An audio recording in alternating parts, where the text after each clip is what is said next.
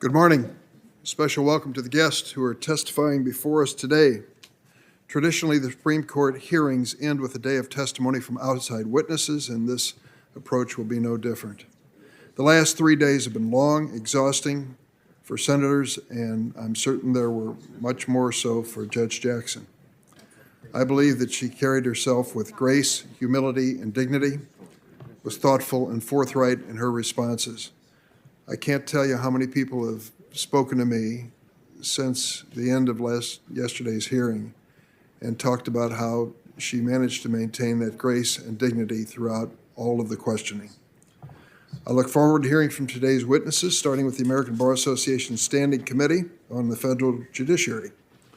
With us today from the ABA are three witnesses: the Honorable Ann Claire Williams, who is the chair of the Standing Committee, as well as Mr. Joseph Drayton and Miss Jean Vita. I'm glad all three are here, and I would be remiss if I didn't say a special word about my dear friend Judge Williams, an Illinoisan, the first judge of color to sit on the Seventh Circuit, and a special attachment she has to Notre Dame University, which I learned. She was nominated by President Reagan in 1985 to serve on the Northern District of Illinois, and then in 1999 nominated by President Clinton. Talk about bipartisanship, with my strong support to serve on the Seventh Circuit. After stepping down from the bench in 2017, she joined the Chicago office of Jones Day, where her work focuses on efforts to advance the rule of law in African nations. She is truly, truly a respected leader in the Chicago legal community, and I'm looking forward to her testimony. These panelists from the ABA are here to talk about their rating of Judge Jackson, a unanimous rating of well qualified. The Standing Committee confines its evaluations to qualities of integrity, professional competence, and judicial temperament. And they unanimously found Judge Jackson in all of these areas to be deserving of their highest rating. This comes as no surprise. It's exactly what we saw in the last few days from Judge Jackson. And I'm looking forward to hearing more about the Standing Committee's evaluation. Let me say a few words about this nomination hearing. First, I want to salute this man sitting to my right and to your left. I am fortunate to have a Republican leader on their side who is such a gentleman and has such a high degree of integrity. He and I were just reminiscing about the history of the Senate and the nomination process. Throughout, we have maintained an honest relationship, no surprises, no stab in the back, so that we know which way we're going. I'm a lucky man to have him as my ranking member. Thank you, Senator Grassley. Mr. Chair, over here. Mr. Chair. Oh, there, Senator Phillips, I'm sorry. I also would like to point out that 62 years ago this week, Chuck Grassley started his political career in the Iowa State Legislature. And I believe I shared a picture with him this week, and I believe that picture was him debating Iowa statehood. I'm not sure, but and I also reminded him that he gave birth to his political career a year after my mother gave my birth. Yes. Well, I will tell you that I'm also fearful of what I just said, because one year I did something like this, and he took a quote from me and put it in his campaign brochure. I received telephone calls from Iowa Democrats saying, "What are you doing?" So don't do it again. I want to thank the members on the Republican side. The majority of them handle themselves professionally in the best traditions of the United States Senate. Senator Sass in Nebraska is not here, but I want to thank him particularly for a comment he made, which has been quoted widely, in which he used the term jackassery, which I had never heard before. And I thank him for that observation, because I think there was great truth in what he said. I wish I could say that across the board. On our side of the aisle, I'm proud of all our members, particularly proud of one member who spoke at the right moment. My wife is my go-to critic of what's happening in my political life and on this committee. And she said when Cory Booker spoke yesterday, it cleared the air finally and refocused us on what we were doing and why we were here. And I have to tell you, his statement will go down in the annals of this committee and the United States Senate for the impact that they had at the moment. I wish I could say that for all of the things that have happened over the last 72 hours, but I can't. Some of the attacks on this judge were unfair, unrelenting, and beneath the dignity of the United States Senate. You can disagree with a senator's vote. You can disagree with a judge's ruling. But to draw conclusions that really reflect on them personally and their values and take that to the extreme is unfair, whether the nominee is a Democrat or a Republican. I was so saddened by that, and it happened over and over and over again. And I hope that that is not the lasting impression that people have of the work of this committee. My lasting impression is a judge who sat there through it all, head held high with dignity and determination and strength. A lesser person might have picked up and told her family, we're leaving. This is beyond the pale. She didn't. And it says an awful lot to me about her character and why the president was correct in choosing her to be the next Supreme Court justice. Before we turn to questions, I want to turn to Senator Grassley for opening remarks. I have no opening remarks. Well, that's new. Yeah, it is. Now let me turn to the ABA panel. Before you make your opening statements, I'll swear you in. If you please stand and raise your right hand. Do you affirm the testimony you're about to give before this committee will be the truth, the whole truth, and nothing but the truth, so help you God? Let the record reflect that the witnesses have all answered in the affirmative. Judge Williams, please commence. Good morning, Chair Durbin. You need to turn on your microphone. All right. Thank you. Good morning, Chair Durbin and Ranking Member Grassley. You were at both of my confirmation hearings, and yes, so a thumbs up to you, Senator Grassley. And other members, it's an honor and privilege to appear before this committee. Thank you for the invitation, Chair Durbin. I'm a retired federal judge, as you said, and chair of the American Bar Association Standing Committee on the Federal Judiciary.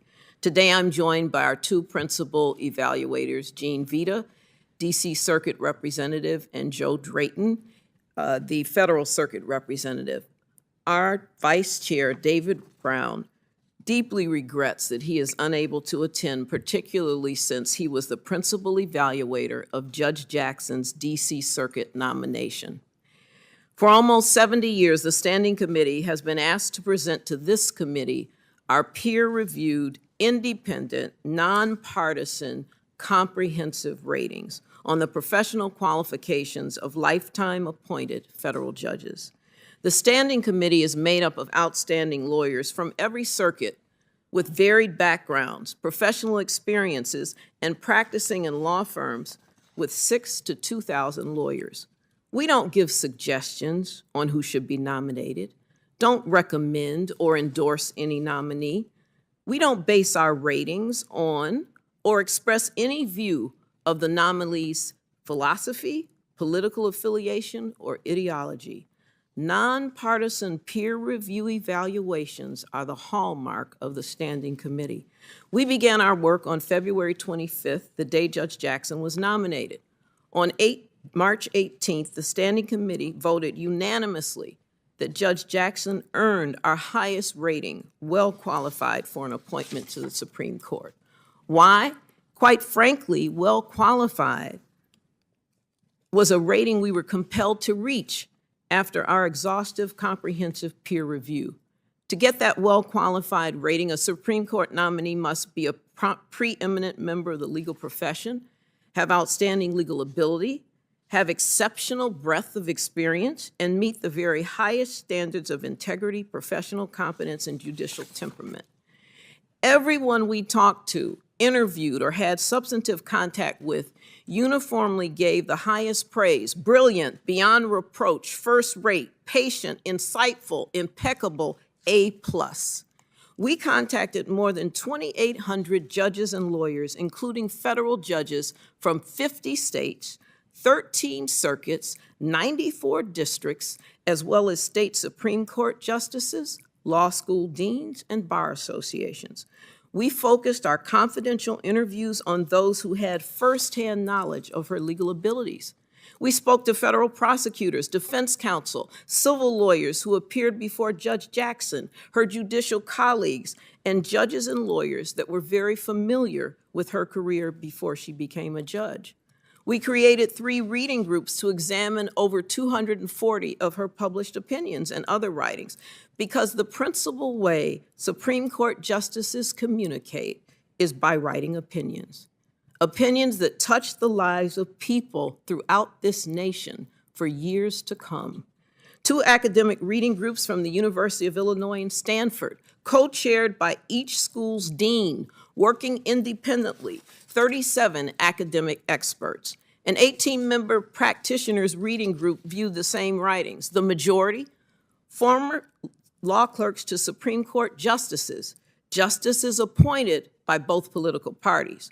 Most have regularly argued before the Supreme Court. Their words, strikingly talented, even-handed, exceptional, thorough, respectful.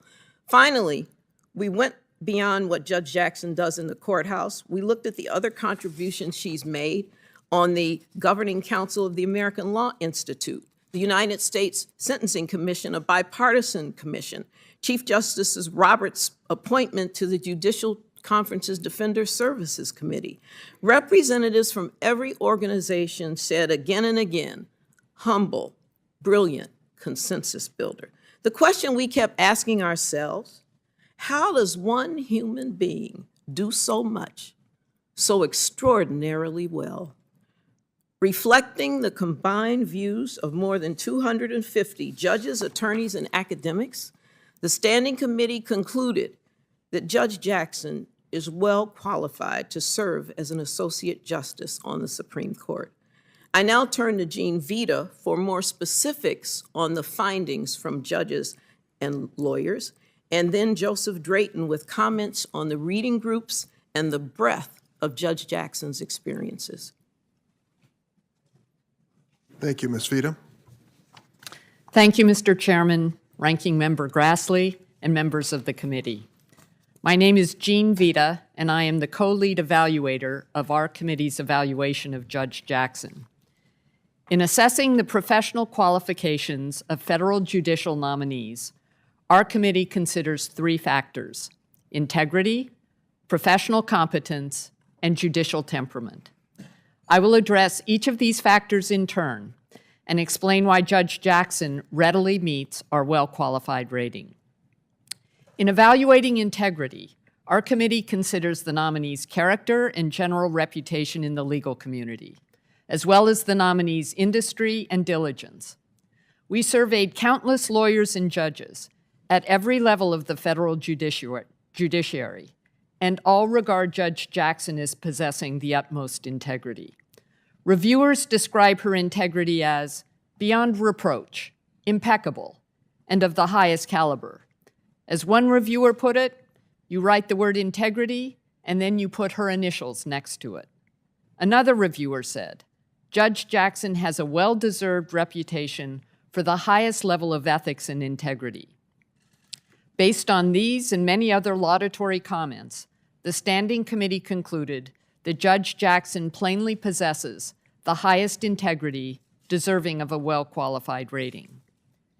In evaluating a nominee's professional competence, our standards provide that a nominee for the Supreme Court must possess exceptional professional qualifications, including an especially high degree of legal scholarship, strong analytical and writing abilities, and overall excellence. Judge Jackson ably meets this heightened standard. As summarized by one judge, studying her opinions is like a master class in judicial writing. An appellate jurist stated that she, quote, does a fantastic job of making impenetrable issues understandable. And a litigant who lost a case before Judge Jackson stated, I've appeared before Judge Jackson many times, both in the district court and in the DC Circuit. In my opinion, Judge Jackson is one of the very best judges, or for that matter, justices, I have ever argued a case in front of. She is brilliant. Her intellect is simply formidable. And equally important, she possesses all of the other important attributes of a great jurist. She is practical and intuitive, and curious and courteous, and always impeccably well prepared. Given the uniform strength of these and many other comments, the Standing Committee readily concluded that Judge Jackson demonstrates the exceptional professional competence expected of a Supreme Court justice, and thus merits a well-qualified rating. Finally, in evaluating judicial temperament, the Standing Committee considers a nominee's compassion, decisiveness, open-mindedness, freedom from bias, and commitment to equal justice under the law. As part of our evaluation, we considered whether Judge Jackson demonstrated any bias that favored criminal defendants. Notably, no judge, defense counsel, or prosecutor expressed any concern in this regard, and they uniformly rejected any accusations of bias. For example, when asked about the allegation that Judge Jackson is soft on crime, one high-ranking attorney in the U.S. Attorney's Office responded, "I vehemently disagree."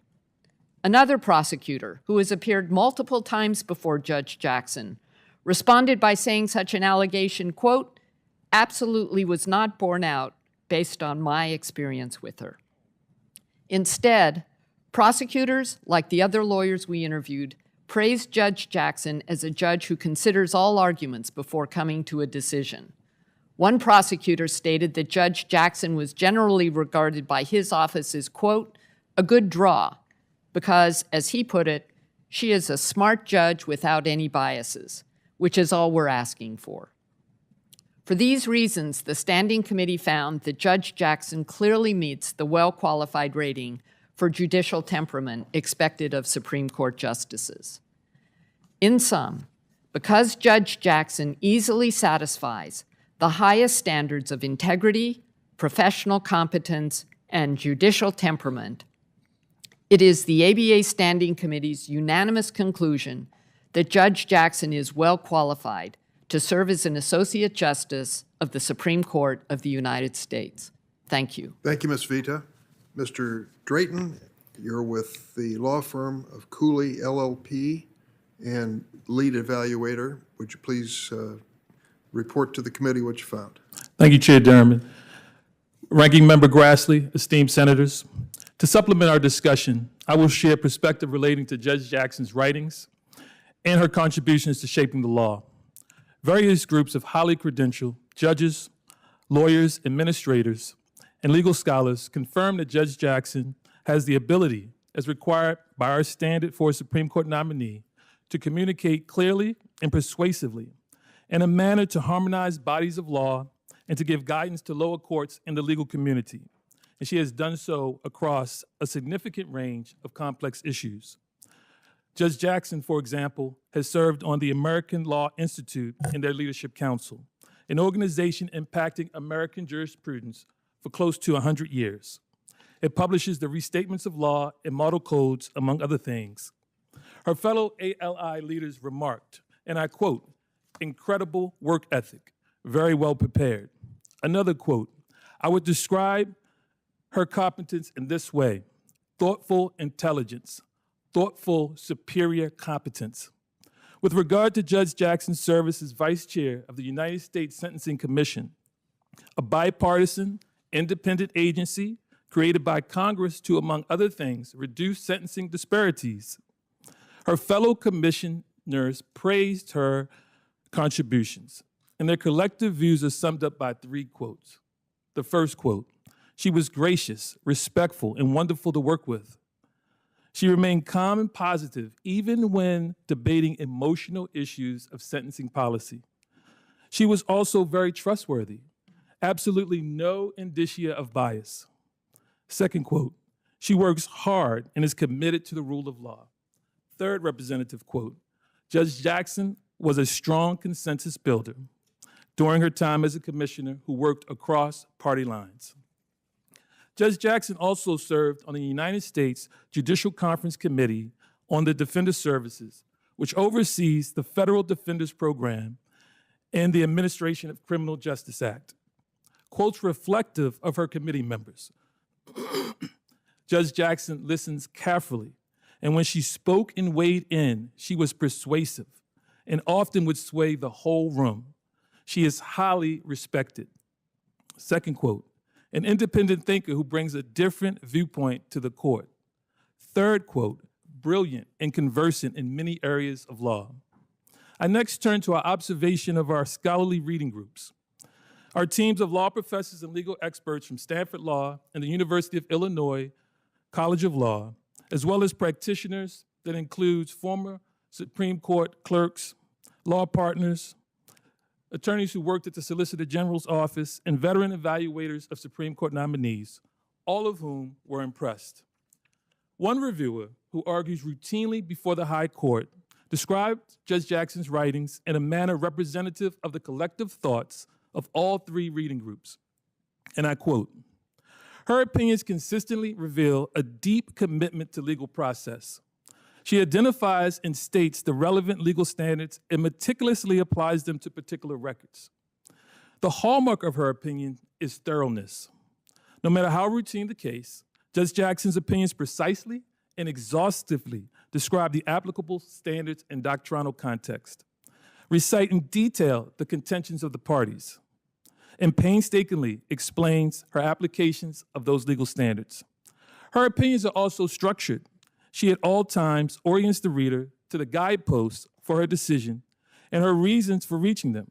Her opinions show no favoritism or bias," close quote. This type of comment is representative and consistent across all reviewers and provides keen insight into Judge Jackson's approach to adjudicating legal issues.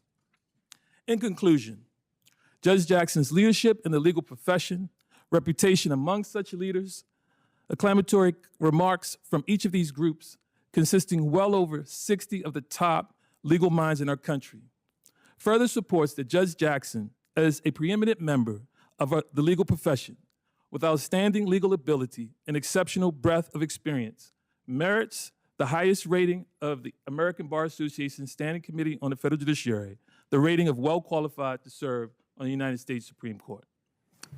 Thank you, Mr. Drayton. I want to also acknowledge, as Judge Williams has, the contributions of the two universities, Stanford and University of Illinois, in this process.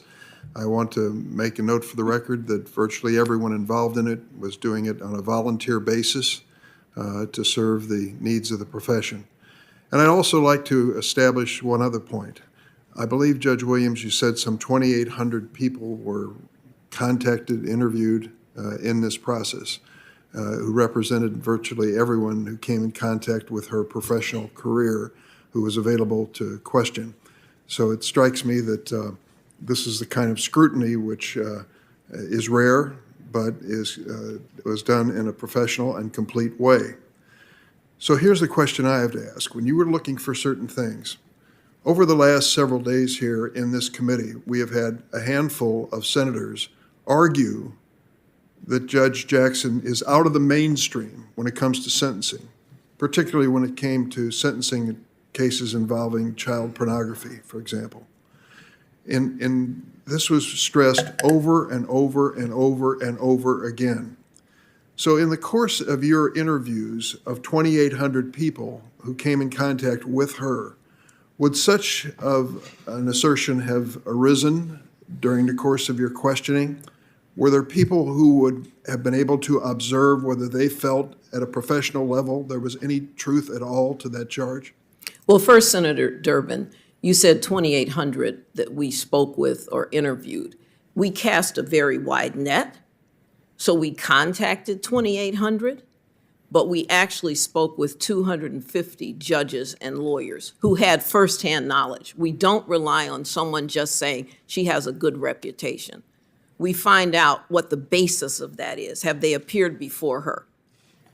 Have they worked alongside of her? Have they been on a committee with her? And with respect to those issues, I'll turn to Judge Drayton. Sorry, Joe, I'm promoting you now. I'll turn to Joe Drayton, who actually spoke to various prosecutors about this issue because it never came up in any of the interviews we conducted.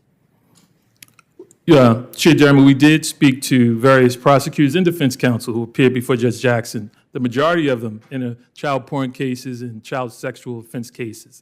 And none of them felt that she demonstrated bias in any way. And I can share a few remarks from some of the people that I personally spoke to. And one prosecutor said, "I do not observe any bias, and the judge was fair to all sides in connection with sentencing in all aspects. Another prosecutor remarked, Judge Jackson displayed the highest level of competence and integrity throughout the proceedings.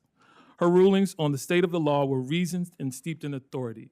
And we asked pointed questions as it related to bias, whether to be to defendants, whether it be to the government, and we found no bias. So one of the senators on the other side actually tweeted that they felt that her sentencing in these child pornography cases and sexual abuse cases endangered children.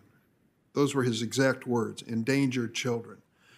What I'm asking you is, would that have come out? I mean, during the course of your interviews with all of 250 judges and professionals who had contact with her, would such a thing have emerged from your questioning? To the extent that a prosecutor or defense counsel who appeared before in those types of cases felt that way, it would have come out in our interviews. We have confidential interview process that allows us to really have transparent communications with the folks that appear before nominees, and we did not find any evidence of that. No evidence of it. No evidence. And I might add, Senator Durbin, we went beyond the Senate Judiciary questionnaire. So not just the individuals who are listed there that the nominee selects, but beyond that, to test her ability, to test her integrity, to test her ability to be a fair and impartial jurist, and it never came up in any group. And also the assertion was made over and over and over again that Judge Jackson was soft on crime. When it came to prosecution versus defense, that her background as a public defender, the fact that she would consider representing a detainee who was being detained at Guantanamo Bay, raised the question of whether or not she was soft on crime. I assume that means releases people who would be a danger to the community in an unfair manner. Did you find any evidence from all the people that you interviewed of that assertion? None whatsoever, and Jean Vita actually did most of the work in that area. And Mr. Chairman, in response to the question you raised, we heard consistently from not only defense counsel, but prosecutors, how unbiased Judge Jackson is. We heard phrases like doing things by the books. And for example, one prosecutor described a sentencing hearing involving a very high-profile, sensitive national security matter. And what she said was, it was classic Judge Jackson. She said, I had my sentencing manual, Judge Jackson had her sentencing manual, the defense counsel had his sentencing manual, and we went page by page, and it was a very complicated legal issue that they were trying to work their way through. And what this prosecutor said was that Judge Jackson put both parties through their paces. And what really impressed this prosecutor was that after oral argument, Judge Jackson took a recess, went back to chambers, and when she resumed the bench, came out with a sentence that was more in favor of the government. And what more impressed the prosecutor was that the judge's ruling included arguments that had been made both by the defense and the prosecutors during oral arguments. So it's not as if she came into the hearing with her mind made up. She listened to what counsel on both sides said and then came up with a sentence that the prosecution was quite happy with. So from what I gather, and I'm going to turn to Senator Grassley, the facts as well as the observations of 250 professionals belie two of the major criticisms that emerged over the last several days before this committee in terms of the sentencing standards that were being used by Judge Jackson in cases, very sensitive cases, involving the exploitation of children, as well as her general approach against prosecution and defense in criminal cases, led those who were her contemporaries and her peers and worked with her on a professional basis to conclude that she met the highest of the legal standards that one could ask. And I think that is what obviously led to your conclusion, the American Bar Association, that she's unanimously well qualified to serve on the Supreme Court. Your characterization is correct. Absolutely, Senator. Thank you very much. Senator Grassley. I think you'll find my tone a little bit different than has been sometimes that I've questioned ABA about. I've been critical of your involvement in this process. So I hope you understand. Well, maybe some of you folks haven't been around long enough to know my history of criticizing the ABA from time to time. So my first question is, does it remain the ABA's policy to keep confidential the names of the people it's interviewed, as well as its material dealing with deliberations and analysis of nominees? Is this information available to the Judiciary Committee? Senator Grassley, that is our policy. Those interviews, the names are kept confidential, the deliberations are kept confidential, and the heart of it, and the reason, Senator Grassley, is because we want candid, honest statements from those that we interview. If people knew their names would be associated with their comments, no one would answer our calls. No one would answer our calls. And if our deliberations were shared openly, again, even if we didn't name a name, one might be able to identify who made particular statements. The whole key of the ABA investigation, we're the peer I review. think I'm satisfied with what you said. All right. Can you then tell me how, just give me some justification without having that information that the interviews are not stacked for or against a particular nominee? Please give a short answer. All right. The evaluators take what I think is almost like a sacred oath to conduct nonpartisan questioning, to get to the bottom line, to make sure individuals are able to be free to answer the questions that we pose. And Jean, you might want to comment more on that. I think you've answered that okay. What I need to just hear from you, accepting the legitimacy of everything you've told me to this point, would there be anything wrong with people interviewing it or for members of this committee seeing that material in a confidential environment? There would be a problem with that, Senator. Because if two people know about anything in Washington, D.C., it's no secret. Well, you are absolutely right about that. We Only don't one wanna of take us that- is from Washington on this panel. Okay. You gave Judge Jackson a well-qualified rating, but most recently gave Justice Amy Coney Barrett a minority well-qualified rating. Besides the reading groups, what objective measurements of writing or analytical skill do you use? Well, first, Senator Grassley, if I could make one point, Judge Barrett actually received a well-qualified rating. When the majority votes well-qualified or qualified, if it's a majority vote, the rating of the nominee is qualified. Is well Well-qualified. We use the very same standard for each nominee, and we follow the process with Justice Barrett. I wasn't on the committee at the time.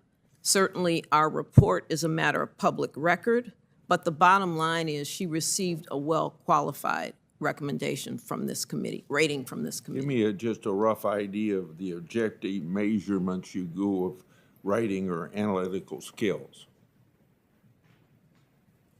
Well, her analytical skills were excellent, as I recall, from our report. As I said, you can refer to that report, and as I said, our rating was well qualified. Why did you choose to limit your review of her record to her quote-unquote over 240 published opinions on the district court? You mean Judge Jackson? The reason we limited, we focused on published opinions. We focused on other writings, or we had the reading groups focus on those.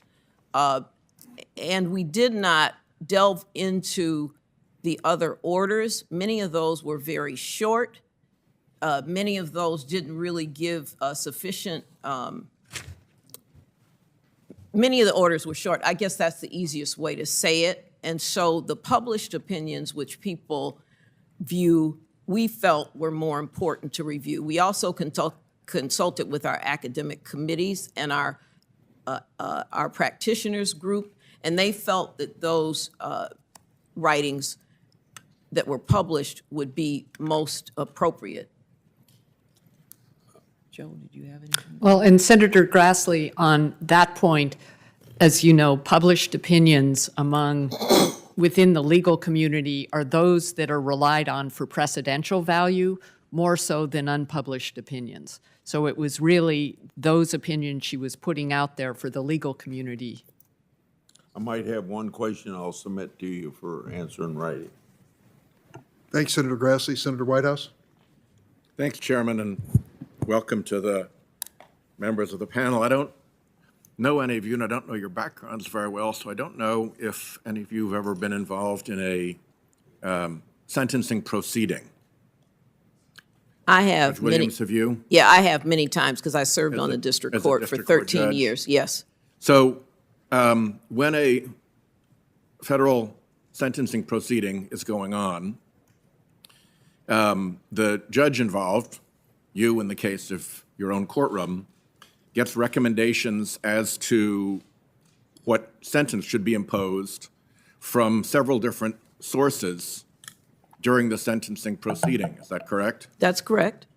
One of those sources is the U.S. Attorney's Office. Yes. They're the prosecutors. Yes. And do they customarily ask for higher sentences? Well, let me go back. The others who offer recommendations to the court are the defense counsel. Yes. Defense counsel will offer a recommendation on behalf of the defendant, correct? Yes. And the court is also served by the probation department in all of this. And the probation department also makes recommendations Yes. regarding the application of Yes, guidelines? in a pre-sentence report, Senator. Correct. Of those three, is it customarily the prosecutor's office that makes the highest sentencing recommendation? Not every time, but is that the sort of ordinary course of events in a sentencing? I can't agree with that statement, Senator.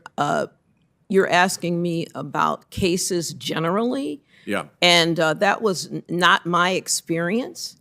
Let me ask you- It was a mix. Sometimes the probation officer would make a recommendation higher than the prosecution. Sometimes the prosecution's recommendation will certainly, the defense didn't object if it was lower than what the defense recommended. You rarely saw a defense recommendation higher than the prosecution. Exactly. That's exactly what I'm saying. But all of those were taken into account. And then the sentencing guidelines, Senator, are very an instrument that judges use, because the sentencing guidelines a defendant is identified by their criminal history. So if you have no convictions, you start out as a 1.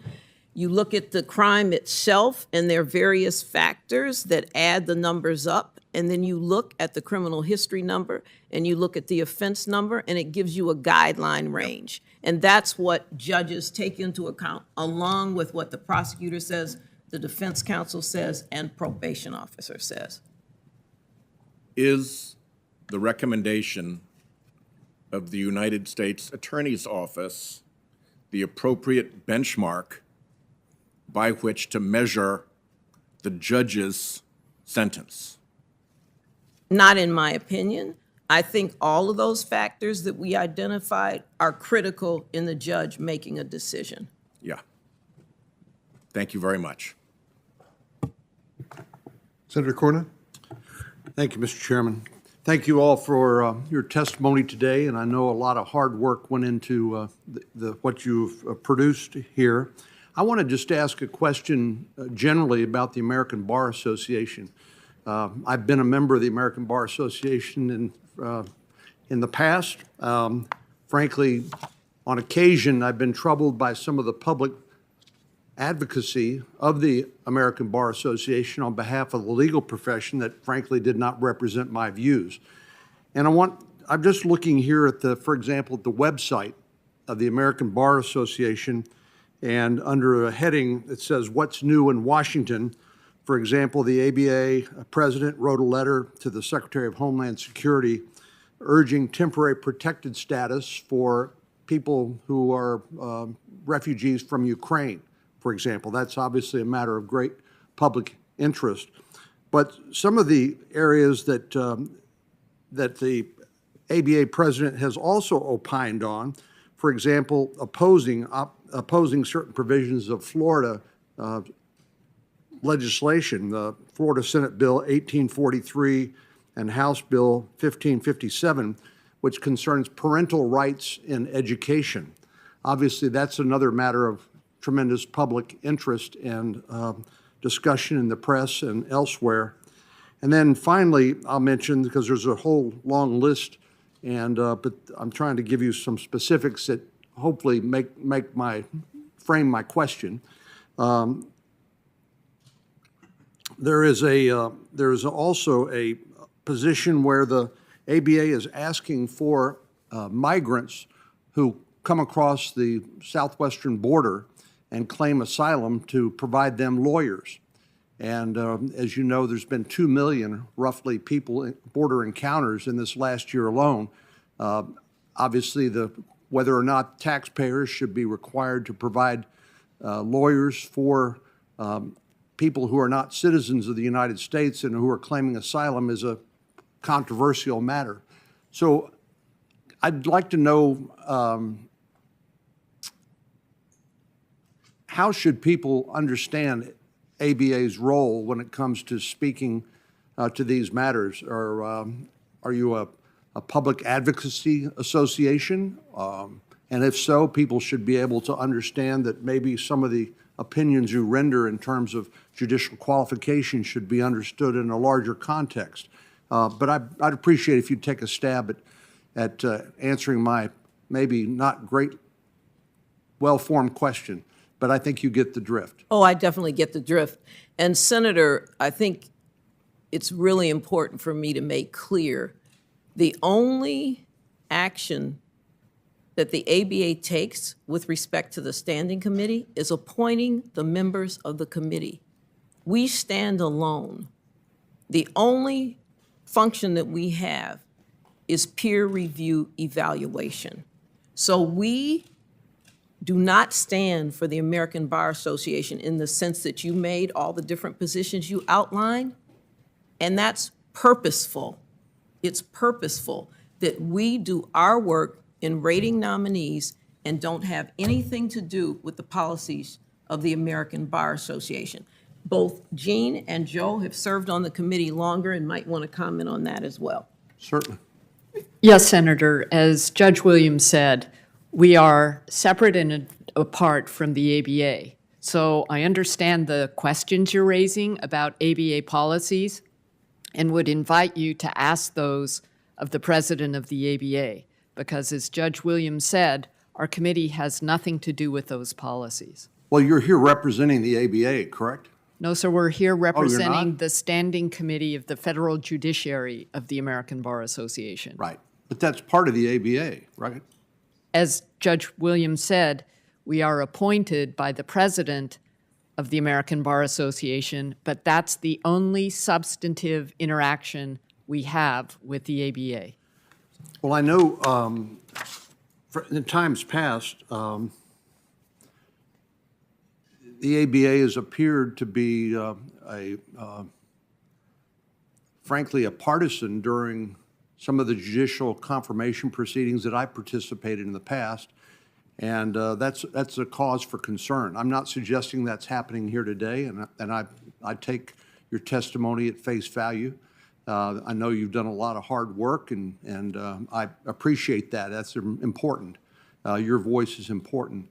But I think one of the things that Senator Grassley perhaps alluded to in the past, some Supreme Court nomination proceedings, it's appeared that the American Bar Association has taken sides, so to speak, in controversial nominations. And I'm not suggesting that that's the case today, but I'm just saying that that causes concern about whether we should take the testimony of the standing committee at face value or whether you're a combatant in the political battles that rage here in Washington sometimes over judicial nominations. Senator, just let me say there's been no communication of our committee with the ABA about any of our work. It is designed so that we can do it separately. Joe? And Senator, what I will follow up just to say that we're trained to be independent. We basically take an oath amongst our committee members to be independent, and we focus on the three criteria: integrity, judicial competence, and judicial temperament. And so in that regard, we focus on the record of the nominee, we focus on the writings of the nominee, and we focus on the feedback we get from the lawyers and judges that practice with the nominee, against the nominee, and administer justice alongside the nominee. Well, Mr. Drayton, I know part of the questioning of the judge had to do with, for example, sentencing that Senator Durbin and others brought up. Did the ABA itself review Judge Jackson's sentencing memoranda as part of your investigation? We reviewed the publicly available records for a sampling of her sentencing, including the child pornography cases and the sex offense cases. And we looked at the recommendations of the prosecutors. We looked at the recommendations of the defense. We looked at whether she did, in fact, in some cases, look at sentencing statistics of other judges. And so we looked at the record and how she came out, and it didn't appear as though she favored the prosecutor nor the defense in such cases. Well, you made an important qualification. You said publicly available. In other words, and I've heard the chairman talk about his concerns about public distribution of some of the sentencing memoranda. And so you did not review all of Judge Jackson's sentencing memoranda, only a portion. Is that correct? So perhaps I could clarify. The pre-sentence report is highly confidential. Only the judge. You did not review that? No, because it's highly confidential because of the rights of the individual defendant.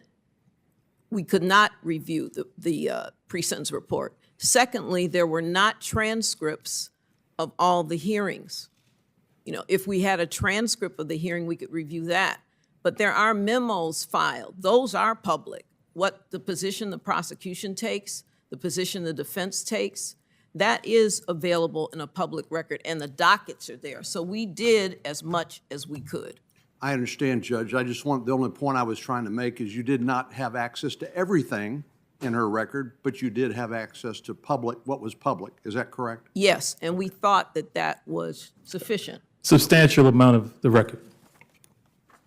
Well, you had me until you said you thought that was sufficient.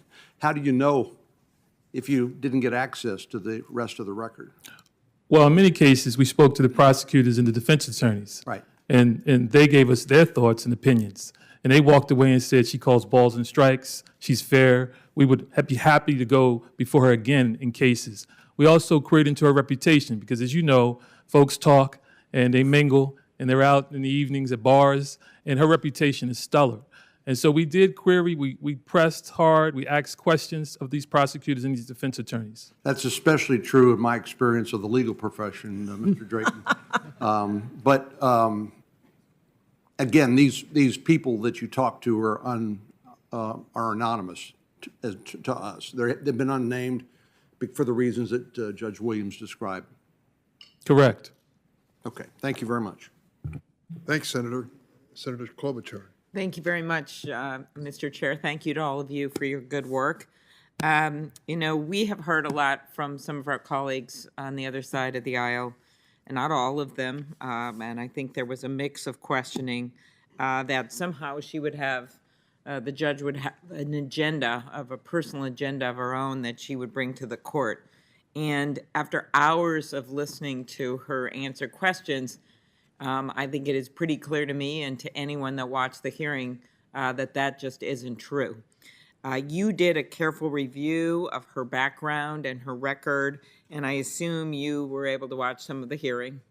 I don't think you were like sequestered during the hearing. Is there anything in her record or in the answers she gave before the committee that make you believe that she will be anything but an impartial, even-handed justice? There was, well, number one, Senator, we were not glued to the hearings. We were preparing for our testimony. Okay. Okay, very so good. I can't attest to or speak to everything, but certainly there is nothing that's come to our attention to change our well-qualified rating. Very good.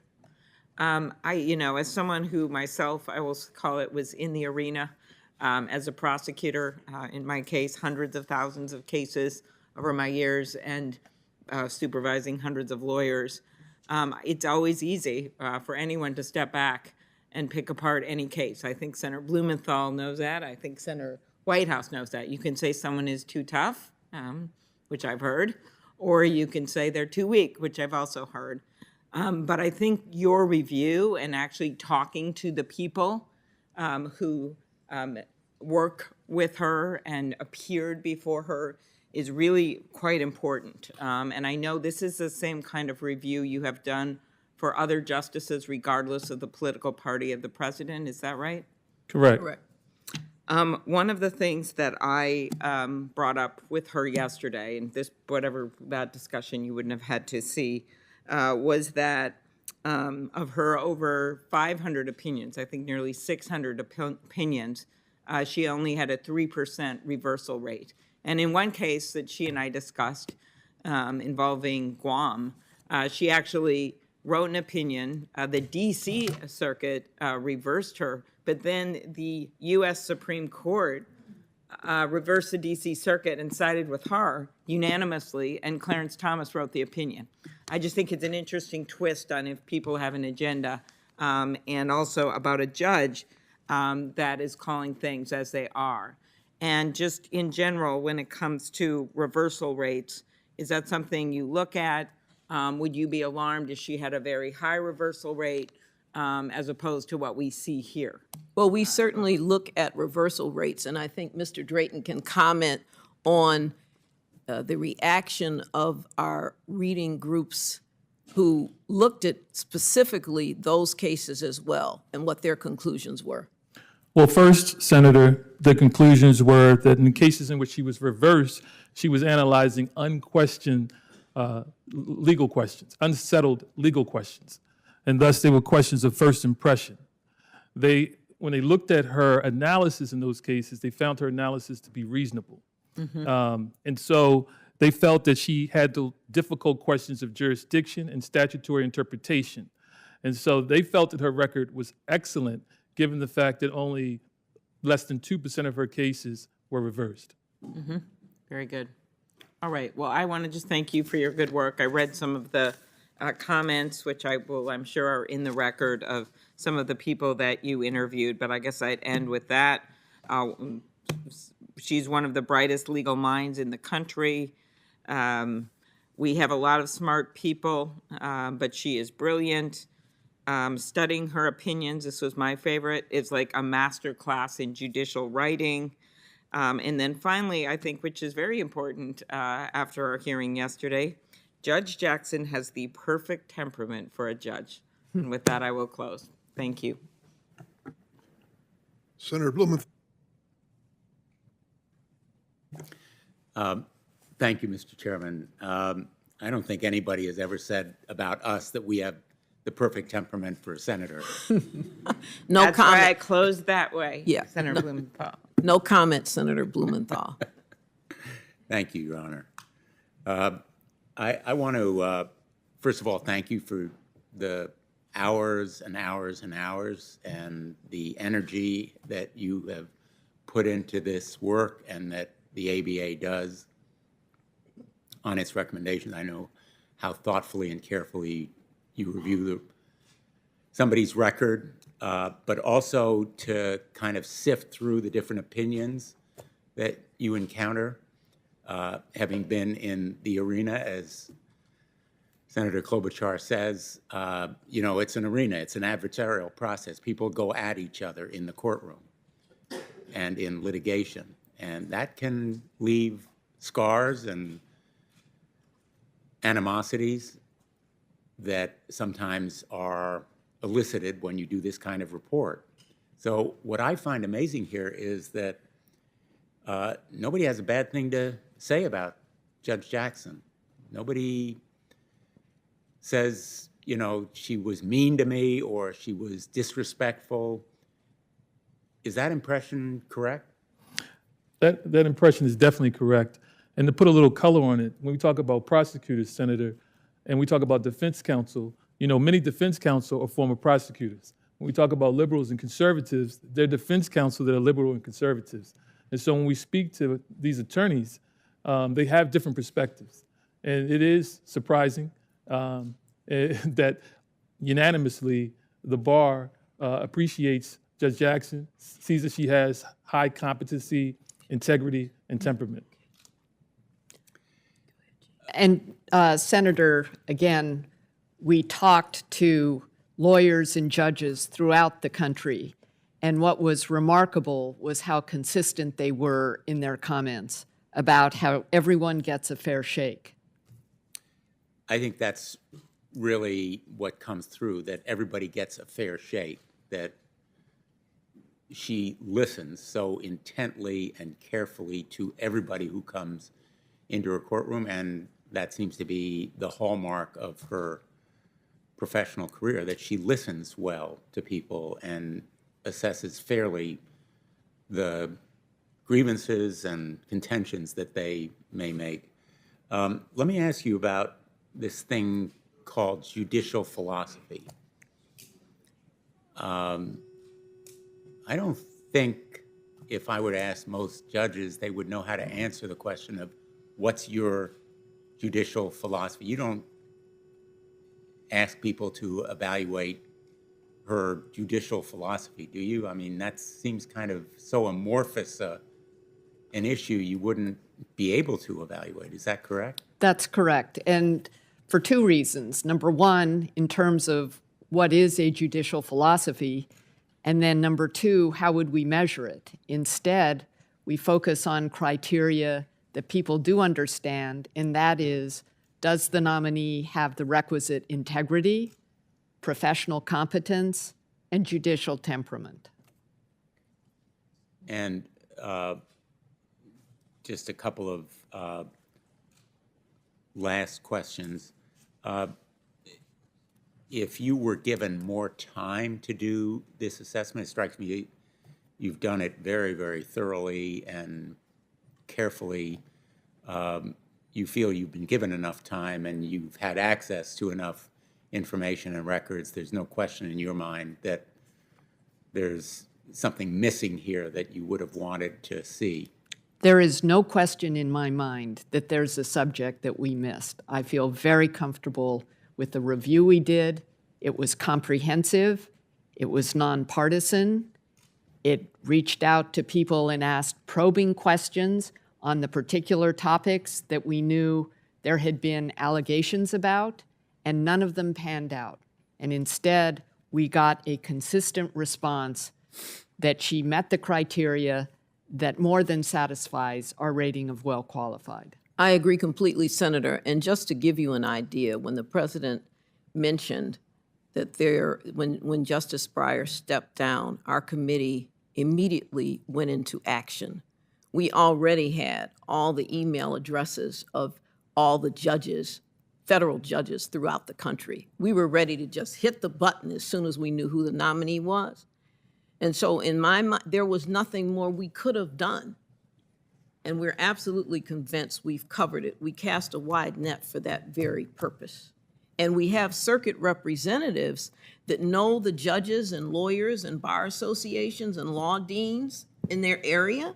So the circuit representatives are comfortable, and those in their circuits are comfortable with them. And we're very confident we covered the landscape. I agree as well, Senator. I really appreciate your candor and the completeness of the work you've done. Thank you very much. Senator Ossoff? Thank you, Mr. Chairman, Ranking Member Grassley.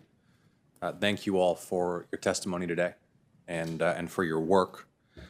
I take very seriously my constitutional obligations and responsibilities with respect to advice and consent on behalf of my constituents in Georgia and want to just engage you and interrogate the work that you've done and the conclusions that you've drawn. First of all, you are here under oath, correct? We are. Yes. Yes. And you conducted a robust review of the nominee's professional record, correct? Yes. Correct. You interviewed colleagues, you interviewed counsel who had argued cases before her, correct? Yes. Correct. You convened reading groups who undertook a comprehensive review of her published decisions. Is that correct? Yes. Please, Judge Williams, what were your conclusions with respect to the nominee's reputation for integrity? Outstanding, excellent, superior, superb. Those were the comments of virtually everyone we interviewed. And Judge, that is substantial praise. I want to just clarify, you're not here in an advocacy role or a partisan role, correct? No, we're not. We are doing peer review, which means we get all the information. That's our job, to get the information and then to relay that information to the Senate Judiciary Committee as it applies to the standards that we use to measure a nominee. As the organization has undertaken such reviews of past nominees nominated by presidents of both parties, correct? Correct. Ms. Veda, if I might, what were your conclusions regarding Judge Jackson's professional competence based on this review? My conclusions are that she has the highest degree of professional competence and is admired by both the bench and bar as a result of her keen intellect, her strong analytical skills, and the clarity and sophistication in her writing. Thank you. Mr. Drayton, you also undertook, as part of this review and analysis based on these interviews, based on the review of the nominee's record, an assessment of her overall professional competence and qualifications, correct? Correct. And what were your conclusions? She's of the highest stature when it comes to professional competence. Thank you, Mr. Drayton. What were the conclusions of the reading groups, Judge Williams, that were convened to assess her decisional history? I'll let Mr. Drayton. Thank you, Mr. Drayton, please. Focus on that, but it was of the highest caliber. Correct. The reading groups found that her writing was impressive. She was meticulous. She considered all arguments. She made a roadmap of her arguments that the layperson could understand. They looked at her reversals, and they found that she was reasonable. They found that she took sound legal positions in novel areas of law. They also looked at how she also had her record supported by the Supreme Court in one of her reversals. And so the reading group, who are top legal minds in the United States, felt that she was a phenomenal writer, and they thought that she was well qualified in their opinions based on her writings to be a part of the United States Supreme Court. Thank you, Mr. Drayton. And my final question, if we might just move down the bench, beginning with you, Ms. Veda, please. Did your organization encounter in the course of this review any derogatory information, any testimony that raised any serious questions about the nominee's integrity, qualifications, or impartiality? We did not. Absolutely nothing. Not a thing. Thank you. Thank you, Mr. Chairman.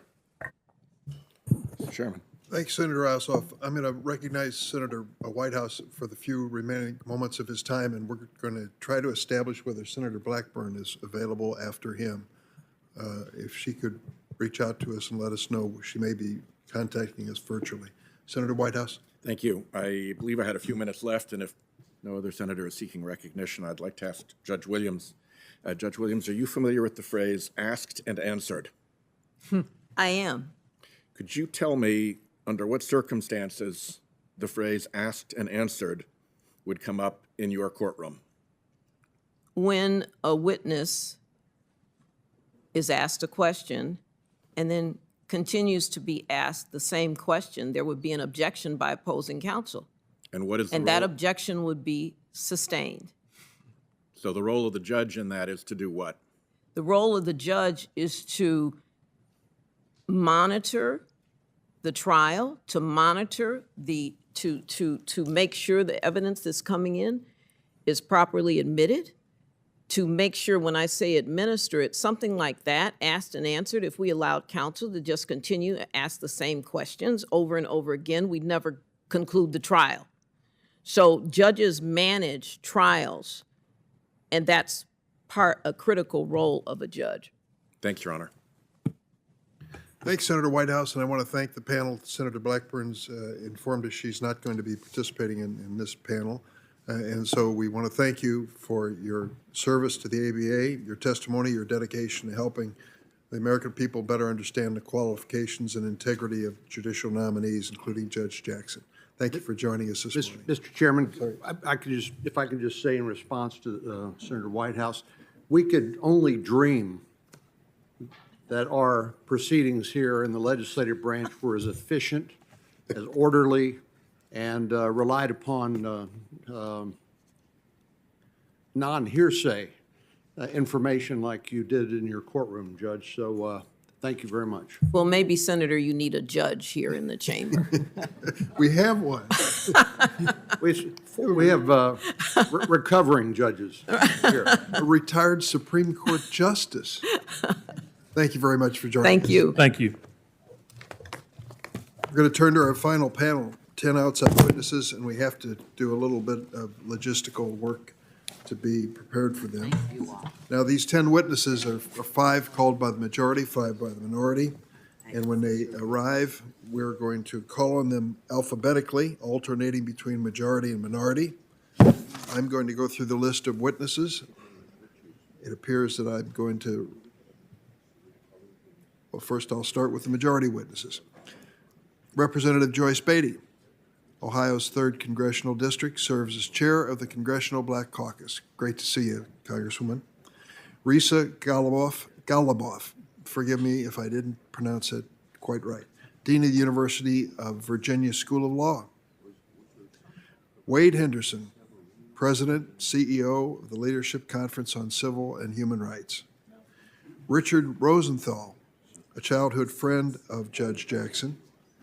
Captain Frederick Thomas, National President of the National Organization of Black Law Enforcement Executives, also known as NOBLE. Minority witnesses include Attorney General Steve Marshall of Alabama. I hope he's here. Professor Jennifer Mascott of George Mason University's Antonin Scalia Law School. Eleanor Mccullen, petitioner in the case of McCullen versus Coakley. Keisha Russell, a counsel at First Liberty. And Alessandro Serrano from Operation Underground Railroad.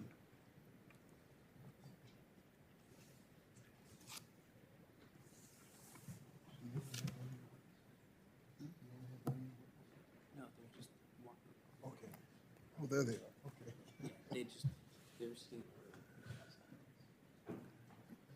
Before you all get comfortable, I'm going to swear you in, so if I ask each of you, if able, please rise or raise your right hand. Do you affirm the testimony you're about to give before this committee will be the truth, the whole truth, and nothing but the truth, so help you God? Let the record reflect that all of the witnesses have answered in the affirmative, and so we're going to alternate between majority and minority and try to do this alphabetically, and the staff starts with Congresswoman Beatty. Good morning, Chairman Durbin. Be sure to punch the button so we can hear you loud and clear. Thank you. Good morning, Chairman Durbin, Ranking Member Grassley, and members of the committee. I am Congresswoman Joyce Beatty, Chair of the Congressional Black Caucus, representative for Ohio's 3rd District, and a proud HBCU graduate. It is an honor to appear before you to express my strong and unwavering support for the nomination of Judge Ketanji Brown Jackson to the Supreme Court of the United States. As the nation has learned during these hearings, Judge Jackson is an exceptionally qualified jurist of unimpeachable character. As chair of the Congressional Black Caucus, I speak on behalf of 59 members of Congress, including 28 Black women and 31 Black men, together representing 17 million Black Americans and 82 million Americans. For over 2 centuries since our country's founding, the court consisted exclusively of white men. Of the 115 justices, 108 have been white men. Judge Jackson would be only the 6th woman and the first Black woman to serve on our nation's highest court. If confirmed, she would shatter a glass ceiling that many Americans, including those who fought and died for voting rights, a more perfect union, and a just America, believed that they would never live to see it broken. As a Black woman myself, I urge this body to remember that Judge Jackson's confirmation vote must not be isolated to her gender or to her race. Instead, I urge you to closely examine her credentials and her sterling judicial record. To me, they read like a storybook for a perfectly prepared jurist to sit on the nation's highest court. She is grounded in family values, love of God and country, and academic excellence. In my recent conversation with her, it became immediately clear why President Biden chose her. Her life experience, education, and reverence for the rule of law clearly demonstrate that she has been preparing for this moment her entire life. Senators this week quoted Dr. King, and as I am reminded to paraphrase, King said, "Give us the ballot so we could put judges on the bench who will do justice and love mercy." Judge Jackson will do exactly that. Sadly, but not surprisingly, Judge Jackson has been the subject of unfair tax. These bad faith efforts exist despite a resume that arguably surpasses those of previous nominees. I remind this body and America, just last year, Judge Jackson was confirmed by this body on a bipartisan vote to serve on the D.C. Circuit Court, and that she clerked for Justice Breyer, whose very seat she is being considered for. Judge Jackson's confirmation will send a message to Black women and little girls like my granddaughter Leah, whose mother is the first Black woman to serve on the 10th District Court of Appeals. And Leah's first known president was a Black man, and now she sees a Black female vice president. So if a guidance counselor tells her, "Your goals are too high," she will remember how Judge Jackson soared against adversity as one of our nation's brightest legal minds. I want to be crystal clear. Judge Jackson will be a judge that will serve all of America, and all of America can be proud of. Watching Judge Jackson sit at this very table, displaying poise, grace, courage, and brilliance, no matter what was thrown at her, reminds me of the sheroes whose shoulders she stands on. From Ida B. Wells to Rosa Parks to Constance Baker Motley, the first Black woman to argue at the Supreme Court and the first Black woman appointed to the federal judiciary. These heroic Americans and Judge Jackson remind me of this phrase: senators, never limit yourself because of others' limited imagination. Never limit others because of your own limited imagination. Lastly, the Congressional Black Caucus, often called the conscience of the Congress, is calling on all senators to dig deep into their hearts and minds to unequivocally stamp out any unconscious or conscious bias or discrimination as this process moves forward. CBC stands with Judge Jackson to ensure that she will be treated with the dignity and respect she serves. Let's change America and confirm her with a bipartisan vote. Thank you. Thank you, Congresswoman. Appreciate your being here this morning. Now we have the Attorney General of the state of Alabama, General Steve Marshall. Mr. Chairman, Ranking Member Grassley, distinguished members of the committee, thank you for the invitation to testify today. I'm Steve Marshall, and I serve as the Attorney General for the state of Alabama. I'm here today as a representative of a community of experienced and dedicated prosecutors who are gravely concerned about the direction our country is heading as it relates to law and order. This committee is likely well acquainted with the wave of lawlessness that has swept across our nation over the past few years, leading to a surge in crime, including a horrific spike in homicides unseen since the 1990s.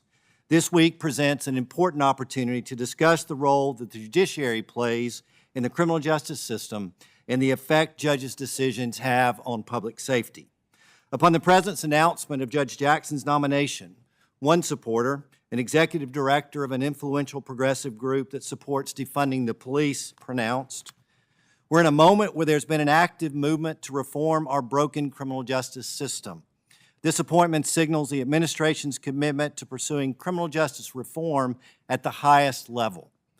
Though I strongly disagree with the assessment that our criminal justice system is broken, I share his observation that this appointment may well be intended by this administration to initiate a transformation of our criminal justice system, or as Judge Jackson has described it, a fundamental redesign of our system. And as we know from history, the United States Supreme Court can absolutely transform criminal justice for better or for worse. The Senate must now do its due diligence to ensure that the ideology of the anti-incarceration and anti-police movement, views that the Biden administration seemingly has increasingly embraced, is never permitted to make its way onto our Supreme Court.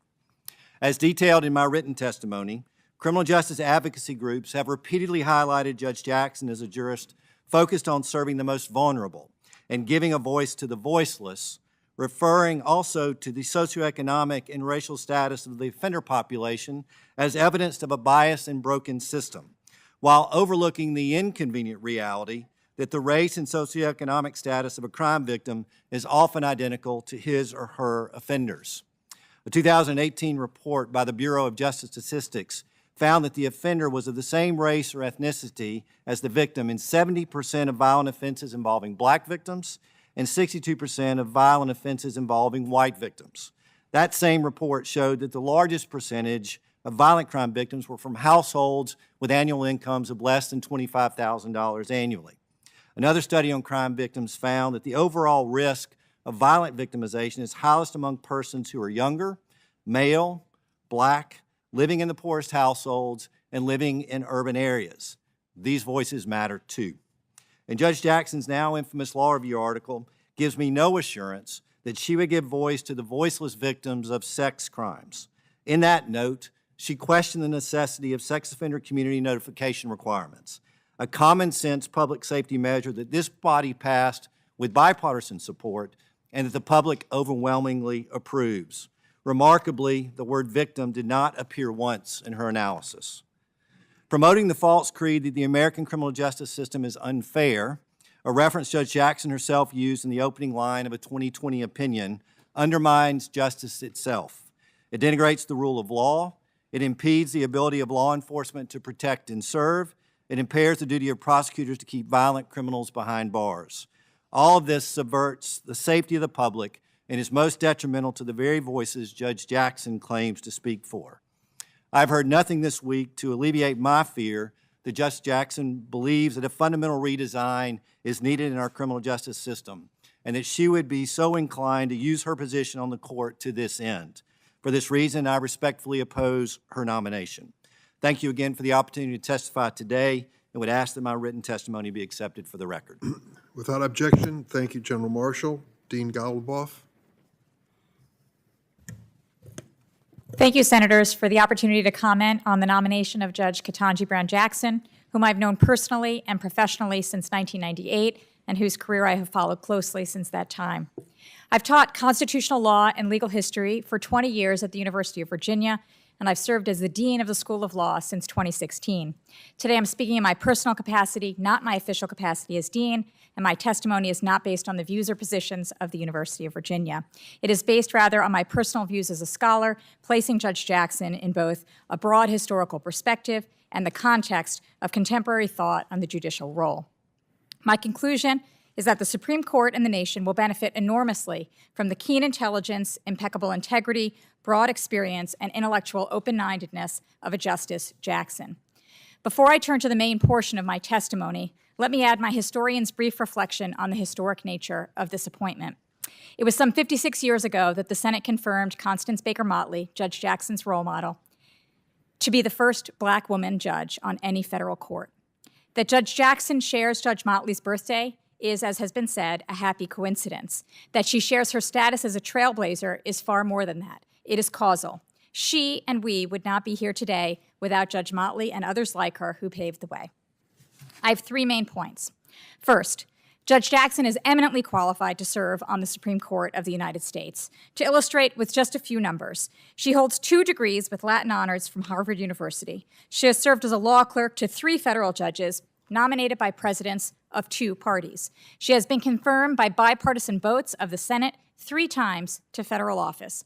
Altogether, she has accumulated 26 years of legal experience, 7 in private practice, and 19 in public service, including 2 years as a federal public defender, 6 with the Bipartisan Sentencing Commission, and 9 years as a judge on 2 federal courts. You know all this, but this abbreviated description both makes clear that Judge Jackson will bring enormous distinction to the Supreme Court and highlights how her varied experience will enrich both her own opinions as a justice and the collective deliberations of the court.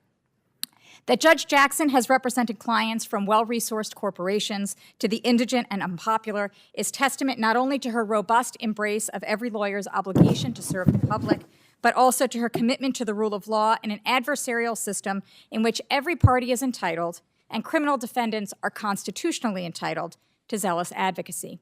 Her insights from the district court will especially enhance the Supreme Court's understanding of how trial courts implement their decisions. This brings me to my second point, about the salutary judicial approach Judge Jackson has developed out of this varied experience. As a trial judge, she has shown deep respect for precedent. She has written about the importance of stare decisis, which informs her view of the judge's role in our constitutional scheme as simultaneously crucial and modest. Accordingly, her opinions are based on precedent and committed to the rule of law. They are fact-based and pragmatic, open-minded, and analytical. Among the more than 500 cases that Judge Jackson has decided, whether the matters at hand concerned environmental regulation or immigration law, criminal charges, employment discrimination, or business disputes, she has found in favor of both plaintiffs and defendants, for individuals, nonprofits, businesses, and the government. One simply cannot presume what Judge Jackson's ruling will be based on the party's political affiliations, positions in the world, or other characteristics. Rather, what remains constant across these hundreds of opinions is Judge Jackson's commitment to applying precedents to the facts before her, maintaining procedural consistency, reasoning with common sense and humanity, and doing justice for the parties consistent with the rule of law. These traits place Judge Jackson in the heartland and the mainstream of the American judicial tradition. My final point is personal as well as scholarly, about the connection between Judge Jackson and Justice Stephen Breyer, for whom she and I both clerked. Judge Jackson is very much her own judge, and her judicial approach stems from her own experience and the mainstream currents of judicial thought in the 21st century. That said, 2 similarities bear highlighting. First, Justice Breyer and Justice Jackson share their deeply held patriotism, which they both absorbed from family members who dedicated their professional lives to public service. Judge Jackson believes as deeply as Justice Breyer in service to American values and in the value of the American Constitution. Moreover, Judge Jackson, like Justice Breyer, has always been as interested in hearing the views of others as in sharing her own. She has worked with lawyers from across the political spectrum and found consensus with her colleagues on the Sentencing Commission and the D.C. Circuit. After Justice Breyer announced his retirement, I reflected, as I think many of his clerks did, that the lessons he taught me are ones I rely on every day. The appetite for dialogue, optimism, open-minded and open-heartedness, and joy. I hoped then that they would remain with the court and the nation long after his retirement. If you confirm Judge Jackson, as I urge you to do, those virtues, both personal and judicial, will indeed remain with the court, much to the benefit of us all. Thank you. Thanks, Dean Geleboff. The next person to testify is Professor Mascott, Jennifer Mascott of George Mason University, Anton Scalia Law School. Professor? Chairman Durbin, Ranking Member Grassley, and members of the committee, thank you for the opportunity to testify today. It's an honor to appear before this committee to discuss this nomination. As the hearings have so far demonstrated, Judge Jackson has a wealth of experience and is very well respected. I'm grateful for the opportunity to participate in this body's serious and substantial consideration of a nomination to serve on the nation's highest court. My testimony will focus on the constitutional doctrines applicable to the role of the court within our constitutional system and on judicial philosophy. As its preamble states, the Constitution was ordained by the people to establish justice and form a more perfect union, and the nomination process under consideration today in many ways demonstrates the success of that effort. The Constitution's text and structure include two critical framework protections for liberty: federalism, the division of power between states and the federal government with significant freedom retained by the people and their critical institutions like the family and religious bodies, and the horizontal separation of federal power across three distinct branches. The Federalist structure is perhaps the primary protection of the two in that it lays the foundational threshold groundwork for the enumerated limited nature of the powers that any branch of the federal government may exercise. The Constitution does not empower the federal government to enact just any law in any form. Rather, Article I sets forth limited enumerated powers vesting only those legislative powers herein granted in that article to the policymaking body of the U.S. Congress. The constitutional structure also intentionally makes federal action difficult and cumbersome, serving as a brake on the federal government's ability to regulate people even within its enumerated areas of authority. One's interpretation of the proper role of these structural safeguards is a critical component of one's understanding of the role of each of the three federal branches and is critical to shaping judicial philosophy. The component of federal power, of course, front and center today is the vesting of judicial power. That authority under Article III extends only to the power to resolve cases arising under the Constitution, federal laws and treaties under them, and certain categories of controversies. As the discussion during this hearing demonstrates, that power constrains a judge to application of the text and rule of law, not shifting policy preferences, cultural norms, or extensions emanating from governing text. The Article III limited authorization to resolve concrete cases and disputes ensures that the Article III judge is not charged with general responsibility to decide questions of national policy or the power to offer advisory opinions on legal questions. And particularly when deciding cases arising under federal laws and the Constitution, the Article III judge must faithfully interpret and apply the text. And the limited power to decide cases and controversies also suggests caution in the imposition of remedies. An Article III nominee's judicial philosophy should reflect deep awareness of these limitations. As a number of Supreme Court nominees before this body have previously testified, the interpretive philosophies most consistent with the constitutional role of a judge are originalism and textualism. Those methodologies, generally understood, essentially seek to identify the ordinary meaning of the relevant legal text at the time that it became governing law. Originalism is applied through the identification of original public meaning at the time of ratification is consistent with constitutional provisions such as Article 7, providing that the Constitution will become governing law as of its ratification by the conventions of 9 states. Judges must take a constitutionally required oath to be bound by this Constitution and the laws of the United States made in pursuance thereof, and it's the text of those laws that have supreme effect. Finally, the Constitution provides for a finely grained amendment process with substantially challenging procedural hurdles. This process cannot be overcome by jurists developing sense of cultural norms apart from constitutional text. Original public meaning's commitment to identifying the meaning of constitutional or amendment text at the time it's given effect is consistent with these principles, and the statutory interpretive methodology of textualism similarly maintains consistency with these constraints. Just as Article 7 procedures give authority to the constitutional text, Article 1, Section 7 procedures indicate that statutes have governing effect once they're enacted by Congress and the President. Therefore, the text of those enacted laws, the publicly understood text is at the time of its enactment, governs the proper interpretation of these laws. In testimony and statements, Judge Jackson, like prior nominees representing a range of views and jurisprudential approaches, has articulated general support for originalism and textualism, but commitment to these methodologies hinges on their application in practice. When asked about judicial philosophy, Judge Jackson has declined to identify express commitment to a particular philosophy, instead focusing on a multi-step interpretive method, highlighting the steps she'd taken deciding cases, such as looking at briefs, the factual record, congressional intent, purpose, and precedent. It's challenging to definitively discern or predict a jurist's future methodological approach in the Supreme Court on the basis of of service on a federal district court, but hesitance to commit to a particular judicial philosophy could leave flexibility for incorporation of various interpretive approaches during Supreme Court service.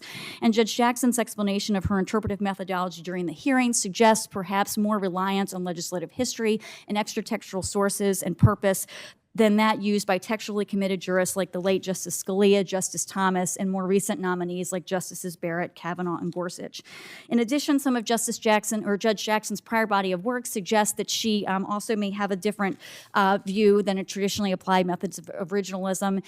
In the recent decision involving a conflict between the Congress and the executive branch, Judge Jackson inferred an implied cause of action from the Constitution, a determination that was later reversed by the D.C. Circuit, finding that inference of an implied cause of action outside the judicial role. This body is appropriately weighing constitutional principles, the role of the Senate and the federal judiciary, and interpretive philosophy in its consideration of nominees. The interpretation of law consistent with originalism and textualism as traditionally applied is important to maintain limits on governmental power and to preserve liberty. Thank you very much for the opportunity. Thank you, Professor Mascott. Next is Wade Henderson, President and CEO of the Leadership Conference on Civil and Human Rights. Welcome back. Thank you. Chairman Durbin, Ranking Member Grassley, and members of the committee. I'm Wade Henderson, Interim President and CEO of the Leadership Conference on Civil and Human Rights, a national coalition of more than 230 organizations dedicated to building an America as good as its ideals. Thank you for inviting me to share our coalition's strong support for the confirmation of Judge Ketanji Brown Jackson as an Associate Justice of the U.S. Supreme Court. By any standard, she is an exceptionally qualified nominee.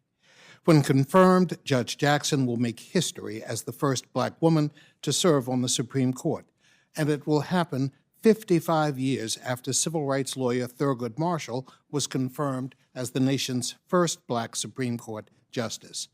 We have waited far too long for this day, but we are nonetheless overjoyed that it has finally arrived. Judge Jackson's presence on the court will matter tremendously.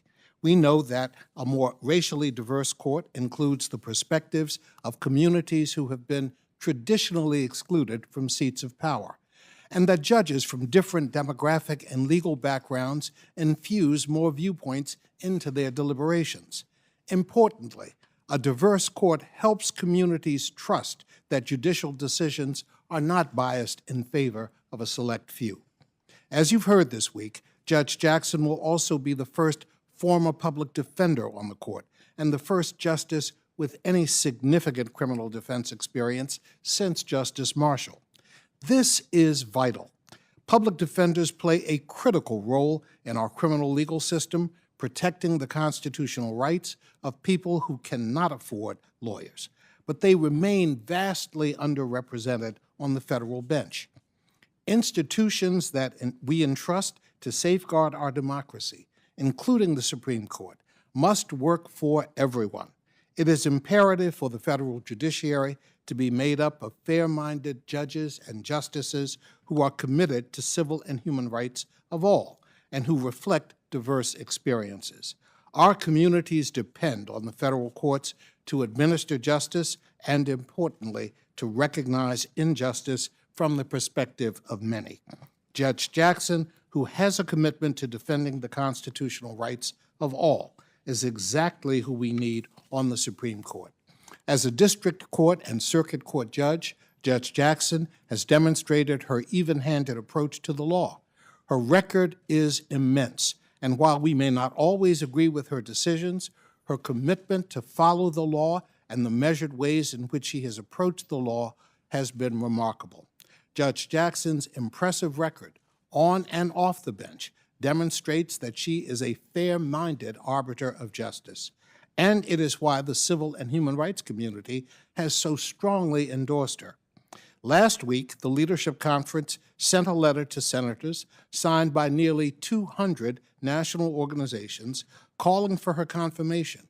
We know that her distinguished legal career, her collegiality to all she encounters, her remarkable judicial temperament, and her demonstrated commitment to equal justice make her the perfect choice. 57 years ago tomorrow, Dr. King and thousands of foot soldiers arrived in Montgomery, Alabama, after marching from Selma in their quest for voting rights. Decades later, this historic moment represents yet another step on our nation's long march toward a more inclusive democracy. As Dr. King said that day, the arc of the moral universe is long, but it bends toward justice. Today, we must all recognize that Judge Jackson's confirmation to the Supreme Court will bend that arc a little more. All of us who are impacted by the decisions of the court can be confident that Justice Jackson will continue to do her part to keep the sacred promise of our courts and our country. Thank you, and I'm happy to answer any questions. Thank you, Mr. Henderson. And the order is a little different here, I'm told. The next witness is Mrs. Eleanor Mccullen. Mrs. McCullen? Thank you. Mr. Chairman, Ranking Member Grassley, and members of this wonderful committee. My name is Eleanor Mccullen, and I am honored to be with you today as you consider the nomination of Judge Jackson to the Supreme Court. I also would like to say I am grateful for all of your service to our country. I have dedicated my life in service to empowering women as a sidewalk counselor. I was also the lead plaintiff in an important free speech case, McCullen versus Coakley. Today, I would like to touch on two topics that are very near and dear to my heart. The first, the importance of empowering and supporting pregnant women who feel alone and without options. Two, the importance of confirming judges committed to preserving one of Americans' most cherished freedoms, the freedom of speech. For over 20 years, I have served as a sidewalk counselor, and I offer hope, help, and love to the Boston women and their families.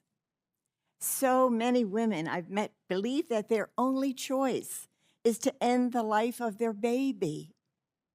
It is in that moment of isolation and fear that I have the privilege of offering a different choice, one that empowers and encourages the woman to know she is fully capable of becoming a mom and pursuing a job and going to school and having a successful and happy life.